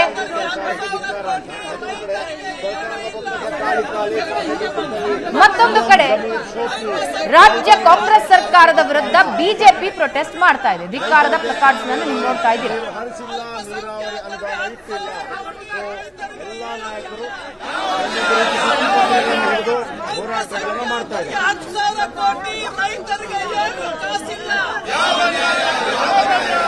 ಅಲ್ಪಸಂಖ್ಯಾತರಿಗೆ 10,000 ಕೋಟಿ, ರೈತರಿಗೆ ಯಾವುದೇ ಕಾಸಿಲ್ಲ. ಭಾರತ್ ಮಾತಾ ಕಿ ಜೈ, ಭಾರತ್ ಮಾತಾ ಕಿ ಜೈ. ಕಾಂಗ್ರೆಸ್ ಸರ್ಕಾರಕ್ಕೆ ವೇದಿಕೆ ಹತ್ರ ಬರ್ತಾ ಇರೋದನ್ನ ನೀವು ನೋಡ್ತಾ ಇದ್ದೀರಾ. ಕಾಂಗ್ರೆಸ್ ಸರ್ಕಾರಕ್ಕೆ, ದಲಿತ ವಿರೋಧಿ ಕಾಂಗ್ರೆಸ್ ಸರ್ಕಾರಕ್ಕೆ ಜೈ ಶ್ರೀರಾಮ್, ಜೈ ಶ್ರೀರಾಮ್. ಜಾನುವಾರು ವಿರೋಧಿ ರಾಜ್ಯ ಸರ್ಕಾರಕ್ಕೆ, ರಾಜ್ಯ ಸರ್ಕಾರಕ್ಕೆ ಬೇಕಾದ್ರೂ ಮಾಡ್ಬೋದು, ಯಾರು ಬೇಕಾದ್ರೂ ಚೂರಿ ಹಾಕ್ಬೋದು, ಮರ್ಡರ್ ಮಾಡ್ಬೋದು. ಹೇಳೋರಿಲ್ಲ ಕೇಳೋರಿಲ್ಲ, ಪೊಲೀಸರು ನಮ್ಮನ್ನೇನು ಮಾಡೋದಿಲ್ಲ. ಅದರಲ್ಲೂ ಕೂಡ ನಮ್ಮ ಅಲ್ಪಸಂಖ್ಯಾತರಂತೂ ಯಾರೂ ಮುಟ್ಟೋದಿಲ್ಲ ಕಾಂಗ್ರೆಸ್ ಸರ್ಕಾರ ಅನ್ನೋ ಭಾವನೆ ಏನಿದೆ, ಈ ಭಾವನೆನೇ ಇವತ್ತು ಈ ರೀತಿ ಘಟನೆಗಳು ನಡೆಯೋದಕ್ಕೆ ಕಾರಣ ಆಗಿದೆ. ಇವ್ರು ನೋಡೋ ರಾಜ್ಯ ಸರ್ಕಾರ ದೆಹಲಿಯಲ್ಲಿ ಕೂತಿದ್ದಾರೆ. ರಾಜಸ್ವ ಹಣ ಕಡಿಮೆ ಆಗಿದೆ ಅವೆಲ್ಲ ಮಾತಾಡ್ತೇನಪ್ಪ, ಪ್ರೊಟೆಸ್ಟ್ ಏನಿದೆ ಸರ್ ಮಾಹಿತಿ ನಿಮಗಿರೋ ಶಿಕಾರಿಪುರದಲ್ಲಿ ಏನಿದೆ ಸರ್ ನಿಮಗೆ ಮಾಹಿತಿ, ಯಾವ ಘಟನೆಗೆ ಏನು ಕಾರಣ? ನಿನ್ನೆ ನಮ್ಮ ಸಂಸದರು ರಾಘವೇಂದ್ರ ಅವರು ಕೂಡ ಅಲ್ಲಿ ಭೇಟಿಯನ್ನು ನೀಡಿದ್ದಾರೆ, ನಮ್ಮ ಪಕ್ಷದ ಮುಖಂಡರ ಕಡೆ ಗಮನಿಸ್ತಾ ಇದ್ದಾರೆ. ಶಿಕಾರಿಪುರ ಜನತೆ, ನಮ್ಮ ಶಿಕಾರಿಪುರ ತಾಲೂಕು ಒಂದು ಗಂಭೀರ ವಿಷಯ, ರಾಜಕಾರಣಕ್ಕೆ ಬಳಕೆಯಾಗ್ತಾ ಇರೋ ಎರಡೂ ದೃಶ್ಯಗಳನ್ನು ನಾವು ನೋಡ್ತಾ ಇದ್ದೀವಿ. ತಾರತಮ್ಯದ ಬಗ್ಗೆ ಆರ್ಥಿಕ ತಜ್ಞರಾದ ಮುರಳೀಧರ್ ಅವರು ಮಾತನಾಡ್ತಾ ಹೇಳಿದ್ರು, ತಾರತಮ್ಯ ಆಗಿದೆ ಅನ್ನೋದಾದ್ರೆ ಅದನ್ನು ಸರಿಯಾದ ರೀತಿಯಲ್ಲಿ ಕೂತು ಚರ್ಚೆ ಮಾಡಬೇಕು ಅಂತ ರವೀಂದ್ರ ರೇಷ್ಮೆ ಅವರು ಅದನ್ನೇ ಎಂಡೋಸ್ ಮಾಡಿದ್ರು. ಆದರೆ ಎರಡೂ ಪಕ್ಷಗಳ ಬಳಕೆಯನ್ನು ನಾವು ನೋಡ್ತಾ ಇದ್ದೀವಿ. ಸುರಭಿ ಅವರೇ, ನಿಖಿತ್ ಮೌರ್ಯ ಮಾತನಾಡಿದ್ದನ್ನು ನೀವು ಕೇಳಿಸ್ಕೊಂಡ್ರಿ. ನಮ್ಮ ರಾಜ್ಯದ ಹಕ್ಕನ್ನು ನಾವು ಕೇಳಬಾರ್ದಾ? ಯಾವತ್ತೂ ನಮ್ಮ ರಾಜ್ಯದ ಹಕ್ಕು ಕೇಳಬೇಕು, ನಮ್ಮ ದೇಶದ ಹಕ್ಕು ಕೇಳಬೇಕು, ಒಬ್ರು ಪರ್ಸನ್ ಅವ್ರ ಹಕ್ಕನ್ನು ಕೇಳಬೇಕು. ಆದರೆ ನಾವು ಈ ಫೆಡರಲ್ ವ್ಯವಸ್ಥೆಯಲ್ಲಿ ಇರಬೇಕಾದಾಗ ಅದರದ್ದು ಒಂದು ಕನ್ಸ್ಟ್ರೈಂಟ್ಸನ್ನು ಅರ್ಥ ಮಾಡ್ಕೊಳ್ಬೇಕು. ಫಿಸ್ಕಲ್ ರೆಸ್ಪಾನ್ಸಿಬಿಲಿಟಿ ಆ್ಯಕ್ಟ್ ಅಂತ ತಂದಿದ್ದು ಯಾರು? ನಮ್ಮ BJP ಸರ್ಕಾರನ ಇಲ್ಲ. During the time of constitution ಅದನ್ನು ತಂದಿದ್ದು. ಕಾನ್ಸ್ಟಿಟ್ಯೂಷನಲ್ ಮ್ಯಾಂಡೇಟ್ ಏನಿದೆ ಅಂದರೆ, ನಮ್ಮ ದೇಶದಲ್ಲಿ ಯಾವುದೇ ಆದಂತಹ ಬಡ ರಾಜ್ಯದಲ್ಲಿ ಎಲ್ಲಿ ಡೆವಲಪ್ಮೆಂಟ್ ಆಗ್ತಿಲ್ವೋ ಅಲ್ಲಿ ಈಕ್ವಿಟಬಲ್ ಡಿಸ್ಟ್ರಿಬ್ಯೂಷನ್ ಆಗಬೇಕು ಅಂತ. ಇದು ಬರೀ ದೇಶಕ್ಕಂತ ಅಲ್ಲ, ರಾಜ್ಯದಲ್ಲೂ ಅದೇ ಸೀಮಿತ. ನಾನು ಬೆಂಗಳೂರೋಳು, ಜಾಸ್ತಿ ಟ್ಯಾಕ್ಸ್ ಕಲೆಕ್ಷನ್ ಎಲ್ಲಾಗೋದು ಕರ್ನಾಟಕದಲ್ಲಿ, ಬೆಂಗಳೂರಲ್ಲಿ ತಾನೆ. ನಾನು ನಿಖಿತ್ ರಾಜ್ ಮೌರ್ಯ ಅವರು ಒಂದು ಪದ ಉಪಯೋಗಿಸಿದ್ರು, ಅವರು ಲೇಜಿ ಅಂತ. ಇದು ಕಾಂಗ್ರೆಸ್ ಇಂದ ಈ ತರ ಮಾತು ಬರಬಾರ್ದು. ಯಾರು ಸರ್ದಾರ್ ವಲ್ಲಭಾಯ್ ಪಟೇಲ್ ಪಾರ್ಟಿ ಅವರು ಈ ತರ ಮಾತಾಡಬಾರ್ದು. ಯಾಕೆಂದ್ರೆ ನಾನು ಮುಗಿಸ್ಬಿಡ್ತೀನಿ. ಭಾರತ್ ಜೋಡೋ ಯಾತ್ರಾ ಮಾಡ್ತಿರೋರು ಈ ಭಾರತ್ ತೋಡೋ ಕಥೆಗಳನ್ನ ದಯವಿಟ್ಟು ಕಟ್ಟಬೇಡಿ. ಭದ್ರಾ, ಅಪ್ಪರ್ ಭದ್ರಾ ಪ್ರಾಜೆಕ್ಟ್ ಬಗ್ಗೆ ಮಾತಾಡಿದ್ರು ಮ್ಯಾಮ್. ನಾನು ಮುಗಿಸ್ಬಿಡ್ತೀನಿ. ಏನು ಅಂದ್ರೆ ಪ್ರಶ್ನೆಗಳು ಒಂದಿಷ್ಟು. ಅಪ್ಪರ್ ಭದ್ರಾ ಪ್ರಾಜೆಕ್ಟಿಗೆ ಲಾಸ್ಟ್ ಟೈಮ್ DPR ಆಗಿದ್ದು ಯಾವಾಗ?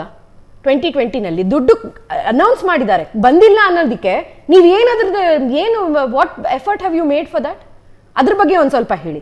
ಅದು ಬಿಟ್ಟು ಕೇರಳ ವಿಷಯದ ಬಗ್ಗೆ ಅವರು ಇನ್ನೂ ನನಗೆ ಆನ್ಸರ್ ಕೊಟ್ಟಿಲ್ಲ. ಕಾಂಗ್ರೆಸ್ ಕೇರಳದಲ್ಲಿ ಯಾವ ತರ ಒಂದು ಸ್ಟ್ಯಾಂಡ್ ತಗೊಂಡಿದ್ದಾರೆ? ಹಿಂದಿ ಇಂಪೋಸಿಷನ್ ಬಗ್ಗೆ ಮಾತಾಡಿದ್ರು. ಎಷ್ಟು NEPs ಕಾಂಗ್ರೆಸ್ ಟೈಮಲ್ಲಿ ಬಂದಿದ್ದು? ಅದ್ರಲ್ಲಿ ಯಾವ್ದಾದ್ರು 3 ಲ್ಯಾಂಗ್ವೇಜ್ ಫಾರ್ಮುಲಾ ಮಾಡಿದ್ರ? ಯಾರು ಮಾಡಿರೋದು? ಮೋದಿ ಗವರ್ಮೆಂಟ್ ಮಾಡಿರೋದು. 55 ವರ್ಷ ಉತ್ತರ ಪ್ರದೇಶನಲ್ಲಿ ಯಾರು ಆಳಿರೋದು? ಕಾಂಗ್ರೆಸ್. ಅವ್ರನ್ನೆಲ್ಲರನ್ನೂ ಲೇಜಿ ಅಂತ ಕರೀತೀರಾ? ಬರೇಲಿ ಅಮೇಥಿನಲ್ಲಿ ಯಾರು ಸಂಸದರಾಗಿದ್ದು? ನಿಮ್ಮ ರಾಹುಲ್ ಗಾಂಧಿ, ಸೋನಿಯಾ ಗಾಂಧಿ. ಅವ್ರನ್ನ ಲೇಜಿ ಅಂತ ಕರೀತೀರಾ? ಮುರಳೀಧರ್ ಅವರೇ, ಸೋಮಾರಿ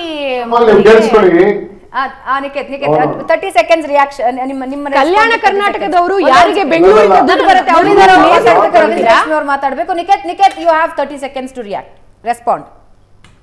ಸುರಭಿ ಅವರೇ, ನೆನ್ಪಿಟ್ಕೊಳ್ಳಿ, 2008ನೇ ಇಸ್ವಿಯಲ್ಲಿ ಗುಜರಾತಿನ ಮುಖ್ಯಮಂತ್ರಿಗಳಾಗಿದ್ದಂತ ಅವತ್ತಿನ ಮುಖ್ಯಮಂತ್ರಿಗಳಾಗಿದ್ದಂತ ನರೇಂದ್ರ ಮೋದಿ ಅವರು ಒಂದು ಹೇಳಿಕೆ ಕೊಡ್ತಾರೆ. ಏನು ಅಂತಂದ್ರೆ, ಒಂದೇ ₹1 ಟ್ಯಾಕ್ಸ್ ಅನ್ನು ಕೂಡ ನಮ್ಗೆ ಕೇಂದ್ರದಿಂದ ಕೊಡಬೇಡಿ, ನಾವು ₹1 ಟ್ಯಾಕ್ಸ್ ಅನ್ನು ಕೂಡ ಕೇಂದ್ರ ಕೊಡಲ್ಲ, ನಾವು ನಮ್ಮ ರಾಜ್ಯದಲ್ಲಿ ಆದ ಉತ್ಪಾದನೆಯನ್ನ ಪೂರ್ಣವಾಗಿ ನಾವೇ ಬಳಸ್ಕೊಳ್ತೀವಿ ಅಂತ ಹೇಳಿ ಅವತ್ತು ಮುಖ್ಯಮಂತ್ರಿಗಳಾಗಿದ್ದಂತ ನರೇಂದ್ರ ಮೋದಿ ಅವರವತ್ತು ಭಾಷಣ ಮಾಡ್ತಾರೆ. ನಾನು ನಿಮಗೆ ಮುಖ್ಯಮಂತ್ರಿಗಳಾಗಿದ್ದಾಗ ಅವ್ರು ಕೊಟ್ಟಿರುವಂತ ಹೇಳಿಕೆಯ ಪತ್ರಿಕಾ ಕಟಿಂಗ್ಗಳನ್ನು ಕೂಡ ನಾನು ತೋರಿಸ್ತೀನಿ, ನಂತರ ಇದೆ.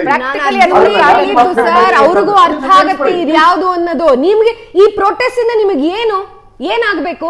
ಲೋಕಸಭಾ ಚುನಾವಣೆ ಬರ್ತಾ ಇದೆ, ಫೈನಾನ್ಸ್ ಕಮಿಷನ್ ನೆಕ್ಸ್ಟ್ ಮೀಟ್ ಆಗೋದು 2026 ತನಕ. ನಿಮಗೆ ಏನಾಗಬೇಕಾಗಿದೆ ಇದರಿಂದ ಹೇಳಿ? ಅಪ್ಪರ್ ಭದ್ರಾ ಪ್ರಾಜೆಕ್ಟ್ ಆಗಬೇಕು. ಈ ಪ್ರೊಟೆಸ್ಟ್ ಇಂದ ಹೇಳಿ.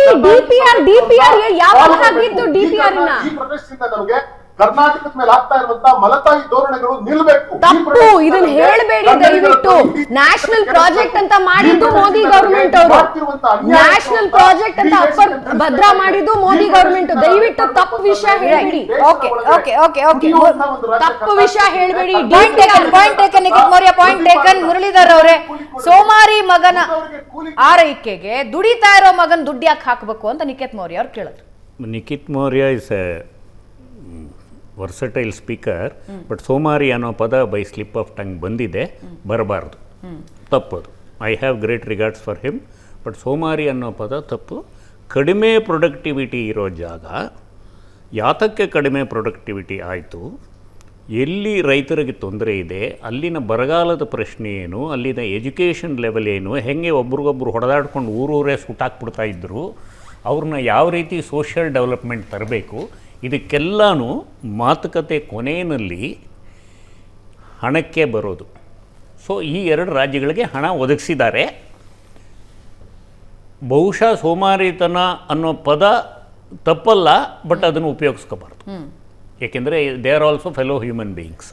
ಕರ್ಪೂರಿ ಠಾಕೂರ್ ಅಂತ ನಾಯಕರು ಅಲ್ಲಿ ದೊಡ್ಡಸ್ತಿಕೆಯಿಂದ ಹೋರಾಡಿ ಕೆಳಮಟ್ಟದ ಜನನ ಮೇಲ್ತರಕ್ಕೆ ಅದೆಲ್ಲ ಹೋರಾಡಿರೋ ರಾಜ್ಯದಲ್ಲಿ, ಉತ್ತರ ಪ್ರದೇಶ ಅಂತ ಪ್ಲೇಸಲ್ಲಿ, ಬಿಹಾರ್ ಅಂತ ಪ್ರದೇಶದಲ್ಲಿ ಹಣದ ಅವಶ್ಯಕತೆ ಜಾಸ್ತಿ ಇತ್ತು, ಹರಿಬೇಕಿತ್ತು. We were comparatively we were a developed state, we were a developed family. ಒಂದು. ಎರಡನೇದು, ಇಲ್ಲಿ ಒಂದು ದುರ್ದೈವದ ಸಂಗತಿ ಅಂದರೆ, ಒಂದೇ ಮನೆ ಇಬ್ಬರು ನನಗೆ ದುಡ್ಡು ಕಮ್ಮಿ ಕೊಡ್ತಾ ಇದ್ದಾರೆ ಅಂದರೆ ಇನ್ನೊಬ್ರು ಇಲ್ಲ ನಿಂಗೆ ಜಾಸ್ತಿ ಕೊಟ್ಟಿದ್ದಾರೆ ಅಂತ. ಅದು ಕರ್ನಾಟಕದ ದುರ್ದೈವ. ಒಟ್ಟಾರೆ ಮಾಡಬೇಕಿತ್ತು. ನಮ್ಮಲ್ಲಿ ಎಷ್ಟು ಜನ, 28 ಜನ ಸಂಸದರಲ್ಲಿ ನನಗೆ ಗೊತ್ತಿದ್ದಂಗೆ ಯಾರೂ ಮಾತಾಡ್ದಂಗೆ ಕಾಣಿಸ್ಲೇ ಇಲ್ಲ.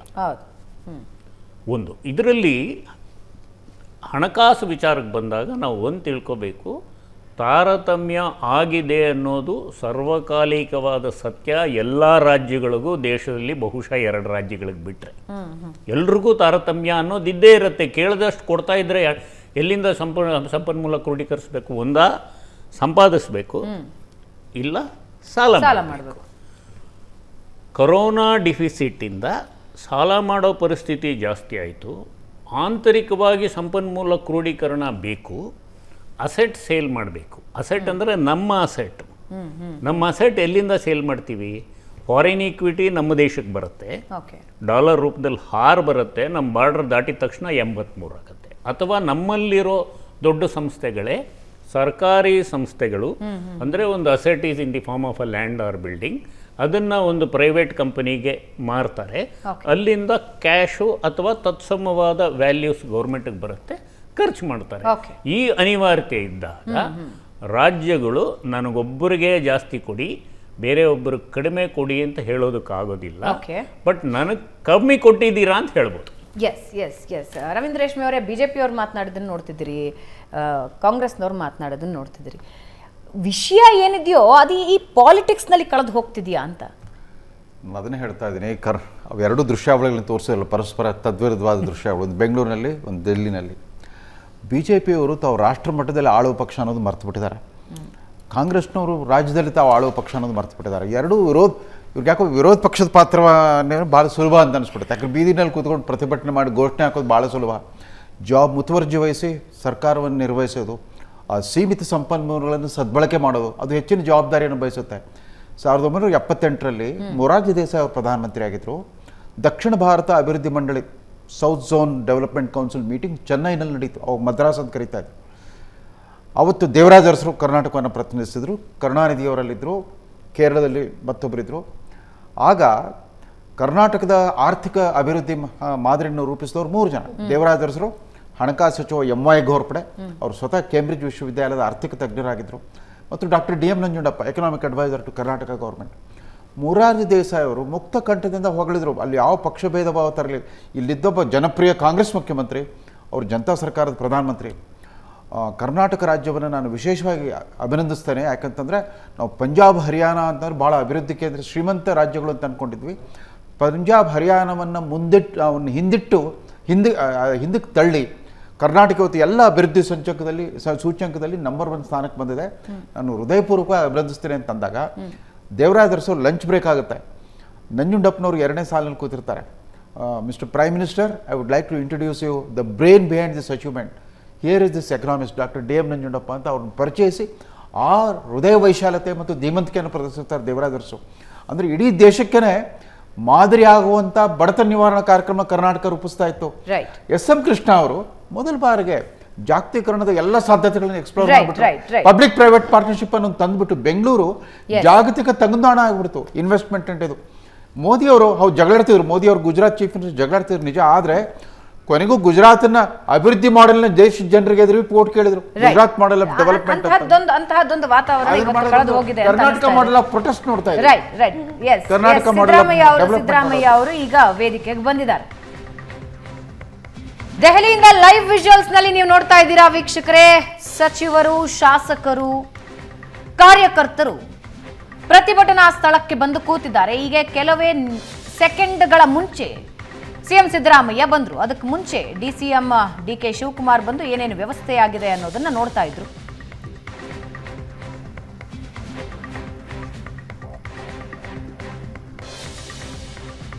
Hour blood our sweat our tax our right ಅಂತ ಪ್ಲಕಾರ್ಡ್ಗಳನ್ನು ಹಿಡಿದು ಪ್ರೊಟೆಸ್ಟ್ ಮಾಡ್ತಾ ಇದ್ದಾರೆ. ಸಿಎಂ ಸಿದ್ದರಾಮಯ್ಯ ಅವರು ದಿಲ್ಲಿಯ ಜಂತರ್ ಮಂತರ್ನಲ್ಲಿ ನಡೀತಾ ಇರೋ ಪ್ರತಿಭಟನಾ ಸ್ಥಳಕ್ಕೆ ಬಂದಿದ್ದಾರೆ. ಅದರ ಲೈವ್ ವಿಜುವಲ್ಸ್ ಅನ್ನ ನೀವು ನೋಡ್ತಾ ಇದ್ದೀರಾ. ಪ್ರತಿಭಟನಾ ಸ್ಥಳಕ್ಕೆ ಬರೋದಕ್ಕೆ ಮುಂಚೆ ಸುದ್ದಿಗಾರರ ಜೊತೆ ಮಾತನಾಡಿ ರಾಜ್ಯಕ್ಕೆ ಆಗ್ತಾ ಇದೆ ಅನ್ನೋ ಅನ್ಯಾಯದ ವಿರುದ್ಧದ ಹೋರಾಟದ ಡೀಟೇಲ್ಸ್ ಅನ್ನ ಕೊಡ್ತಾ ಹೋದ್ರು. ಯಾಕೆ ನಾವು ಹೋರಾಟ ಮಾಡ್ತಾ ಇದ್ದೀವಿ, ರಾಜ್ಯಕ್ಕೆ ಏನು ಅನ್ಯಾಯ ಆಗ್ತಾ ಇದೆ, ನಮ್ಮ ತೆರಿಗೆ ಹಣ ನಮ್ಮ ಹಕ್ಕು ಅಂತ ಪ್ಲಕಾರ್ಡ್ ಹಿಡ್ಕೊಂಡಿರೋದನ್ನ ನೀವು ನೋಡ್ತಾ ಇದ್ದೀರಾ.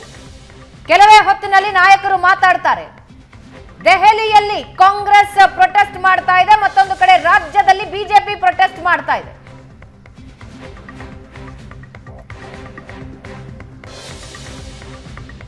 ಶಾಸಕರು ಕೂತಿರೋದನ್ನ ನೀವು ನೋಡ್ತಾ ಇದ್ದೀರಾ, ಸಚಿವರು ಕೂತಿರೋದನ್ನ ನೋಡ್ತಾ ಇದ್ದೀರಾ. ಮುನಿಯಪ್ಪ ಅವರು ಕೂತಿದ್ದಾರೆ, ತನ್ವೀರ್ ಸೇಠ್ ಇದ್ದಾರೆ, ಹ್ಯಾರಿಸ್ ಇದ್ದಾರೆ, ರಾಮಲಿಂಗಾರೆಡ್ಡಿ ಅವರಿದ್ದಾರೆ.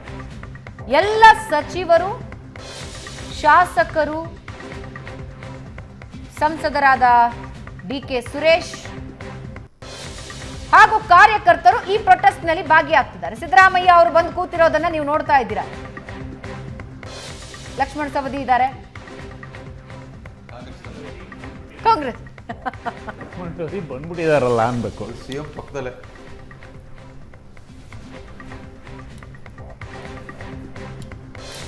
ಕೆಲವೇ ಹೊತ್ತಿನಲ್ಲಿ ಕಾಂಗ್ರೆಸ್ನ ನಾಯಕರು ಮಾತನಾಡ್ತಾರೆ. ಸಿಎಂ ಡಿಸಿಎಂ ಆದಿಯಾಗಿ ಎಲ್ಲರೂ ಮಾತಾಡ್ತಾರೆ.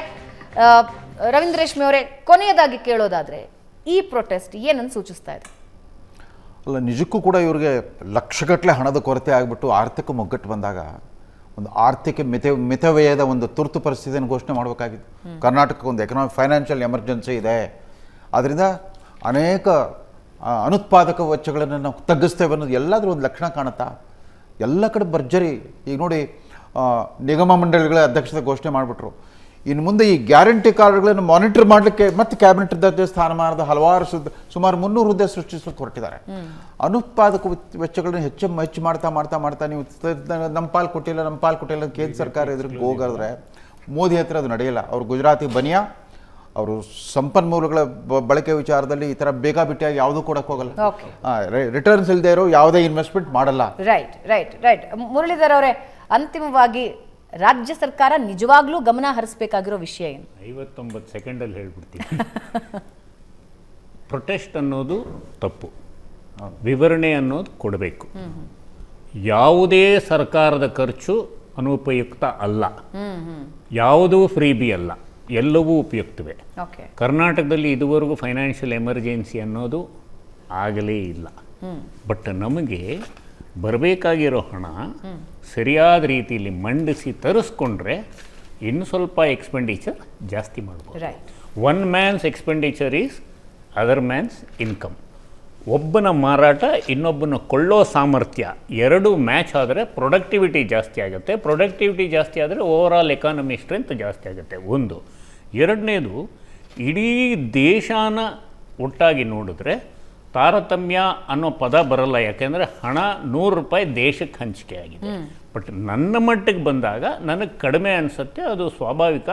ಅದನ್ನು ಯಾವ ರೀತಿ ಜಾಸ್ತಿ ಮಾಡ್ಕೋಬೇಕು, ನನ್ನ ಆಂತರಿಕ ಉತ್ಪನ್ನದಲ್ಲೂ ನೋಡಬೇಕು, ನಮ್ಮ ದೊಡ್ಡಣ್ಣ ಎಷ್ಟು ಕೊಡಬೇಕು ಅನ್ನೋದು ಕೇಳಬೇಕು. ರೈಟ್. Final words. ಉತ್ತರ ಭಾರತ ಮತ್ತು ದಕ್ಷಿಣ ಭಾರತ ಇಂತಹ ಒಂದು ಡಿವಿಸಿವ್ ಪಾಲಿಟಿಕ್ಸ್ ಮಾಡೋದು ಕಾಂಗ್ರೆಸ್, ಈ 2024 ಕಾಂಗ್ರೆಸ್ನ ಒಂದು ಮೂಲ ನೀತಿ ಆಗೋಗಿದೆ. ಭಾರತ್ ಜೋಡೋ ಯಾತ್ರೆ ಮಾಡ್ತಾ ಇದ್ದಾರೆ ರಾಹುಲ್ ಗಾಂಧಿ ಹೊರತು ಇಲ್ಲಿ ಭಾರತ್ ತೋಡೋ ಅಂತ ಒಂದು ಇದು ಶುರು ಮಾಡ್ತಿರೋದು. ಅದು ನಿಖೇತ್ ರಾಜ್ ಮೌರ್ಯ ಅವ್ರು ಮಾತಾಡಿದ್ರಲ್ಲೇ ಗೊತ್ತಾಯ್ತು. ಕಾಂಗ್ರೆಸ್ಸಿನ DNA ಇವಾಗ ಏನಾಗಿದೆ ಅಂದ್ರೆ ಡಿವಿಸಿವ್. ಸೋಂಬೇರಿಗಳಂತ ಕರೆದಿದ್ದಾರೆ ಉತ್ತರ ಭಾರತದವ್ರನ್ನ. ಹಾಗೆ ಕಲ್ಯಾಣ ಕರ್ನಾಟಕದವ್ರು ಕರೀತೀರಾ? ಆ ಥರ ನಮ್ಮ ಉತ್ತರ ಕರ್ನಾಟಕದವ್ರನ್ನ ಕರೀತೀರಾ? ಯಾವುದೇ ಆದಂತಹ ಸಿದ್ದರಾಮಯ್ಯನವ್ರ ಸರ್ಕಾರ ಇವಾಗ ಬಜೆಟ್ ಮಂಡಿಸ್ತಿದ್ದಾರೆ ಒಂದು ಸ್ವಲ್ಪ ದಿನದಲ್ಲಿ, 14ನೇ ಬಜೆಟ್. ಅವ್ರ ಬಜೆಟ್ ಅಲ್ಲಿ ಏನಿದೆ ಅಂತ ನಾವು ವೆರಿ ಕ್ರಿಟಿಕಲ್ ಆಗಿ ನೋಡ್ತೀವಿ. ಎಲ್ಲಾದ್ರೂ ಬರೀ ಸೆಂಟರ್ ಕೊಡ್ಲಿಲ್ಲ ಅಂತ ಹೇಳೋದ್ರಲ್ಲಿ ಅದು ಸಾಕಾಗೋದಿಲ್ಲ. ಇಲ್ಲಿರೋ ರೆವೆನ್ಯೂ ಕಲೆಕ್ಷನ್ 67% ಇದೆ. ಇವಾಗ ರೆವೆನ್ಯೂ ಕಲೆಕ್ಷನ್ ಅವ್ರ ಬಜೆಟ್ ಅಲ್ಲಿ ಮಂಡಿಸಿರುವಂತಹ ರೆವೆನ್ಯೂ ಕಲೆಕ್ಷನ್ 67% ಇದೆ. ಕರ್ನಾಟಕ ಮಾಡೆಲ್ ಆಫ್ ಪ್ರೊಟೆಸ್ಟ್ ನ ಅವರು ಮುಂದೆ ತರೀತಿದ್ದಾರೆ ಹೊರತು ಕರ್ನಾಟಕ ಮಾಡೆಲ್ ಆಫ್ ಡೆವಲಪ್ಮೆಂಟ್ ಅನ್ನು ತೋರಿಸಲಿ. ಅದಾದ ನಂತರ we will talk. Okay, Nikhet Maurya ಅವರೇ, final reaction. Final reaction. Karnataka model of development ಏನು ಅಂತಂದ್ರೆ, ಕರ್ನಾಟಕ ಇಡೀ ದೇಶದಲ್ಲಿ ಹೈಯೆಸ್ಟ್ ಟ್ಯಾಕ್ಸ್ ಪೇಯರ್ ಆಗಿ ಕೇಂದ್ರಕ್ಕೆ ಖಜಾನೆ ತುಂಬಿಸ್ತಿರೋದೇ ನಾವೇಲ್ವಾ madam? That itself is a Karnataka model of development. ಅದನ್ನ ಚೆನ್ನಾಗಿ ನೆನಪಿಟ್ಕೊಳ್ಳಿ. ಮತ್ತು ಇದೇ ನರೇಂದ್ರ ಮೋದಿ ಅವರು ಕರ್ನಾಟಕದ ಗ್ಯಾರಂಟಿಗಳನ್ನು ಕಾಪಿ ಮಾಡಿ ರಾಜಸ್ಥಾನದಲ್ಲಿ ತೋರಿಸಿದ್ರು. ಇದೇ ನರೇಂದ್ರ ಮೋದಿ ಅವರು ಕರ್ನಾಟಕದ ಗ್ಯಾರಂಟಿಗಳನ್ನ ಕಾಪಿ ಮಾಡಿ ಬೇರೆ ಮಧ್ಯಪ್ರದೇಶದಲ್ಲಿ ಚುನಾವಣೆಯಲ್ಲಿ ಘೋಷಣೆ ಮಾಡ್ಕೊಂಡು ಬಂದ್ರು. Karnataka is model for everybody, no guarantee no warranty ಆಗಿದ್ದಂತ ನೀವು ಇವತ್ತು ಕರ್ನಾಟಕವೇ ಗ್ಯಾರಂಟಿ ಅಂತ ಹೇಳುವಷ್ಟು ಮಟ್ಟಿಗೆ ಕರ್ನಾಟಕ ಕಟ್ ತೋರಿಸಿದೀನಿ. ಇಷ್ಟು ಬಾರಿ ಗ್ಯಾರಂಟಿ ಹೇಳಿದಿರಾ, ಲೋಕಸಭಾ ಚುನಾವಣೆ ಆದ ನಂತರ ಗ್ಯಾರಂಟಿ ವಾಪಸ್ ಮಾತಾಡಬೇಡಿ. ನೀವು ಮಾತಾಡೋದನ್ನೆಲ್ಲ ನಾನು ಕೇಳಿಸ್ಕೊತೀನಲ್ವಾ? ಮಾತಾಡೋದೆಲ್ಲ ನಾನು ಕೇಳಿಸ್ಕೊತೀನಲ್ವಾ? ಯಾಕೆ ಮಧ್ಯೆ ಮಾತಾಡ್ತೀರಿ? ಬೆಂಗಳೂರಿನ ಬಗ್ಗೆ ನೀವು ಮಾತನಾಡಿದ್ರಿ ಆಗ್ಲೇ. ಬೆಂಗಳೂರು ನಿಮ್ಮ ನೆನಪಿಗಾಗಿ ಹೇಳ್ತಾ ಇದ್ದೀನಿ, ಬೆಂಗಳೂರನ್ನ ಬರೀ ಬೆಂಗಳೂರು ಕಟ್ಟಿರೋದಲ್ಲ, ಇಡೀ 1.5 ಕೋಟಿ ಜನ ಪಾಪ್ಯುಲೇಷನ್ ಇದೆ. ಇಡೀ ಕರ್ನಾಟಕ ಪೂರ್ತಿ ಹೀಗಾಗಿ ಅದರ ಪಾಲು, ಅದರ ಡೆವಲಪ್ಮೆಂಟ್ ಪಾಲು ಇಡೀ ಕರ್ನಾಟಕಕ್ಕೆ ಸಲ್ಲುತ್ತೆ. ಥ್ಯಾಂಕ್ ಯು ಸುರಭಿ ಅವರೇ, ಮುರಳೀಧರ್ ಅವರೇ, ರವೀಂದ್ರ ರೇಷ್ಮೆ ಅವರೇ, 4 ಜನಕ್ಕೆ ಧನ್ಯವಾದ. ಚರ್ಚೆಯಲ್ಲಿ ಭಾಗಿಯಾಗಿದ್ದೀವಿ.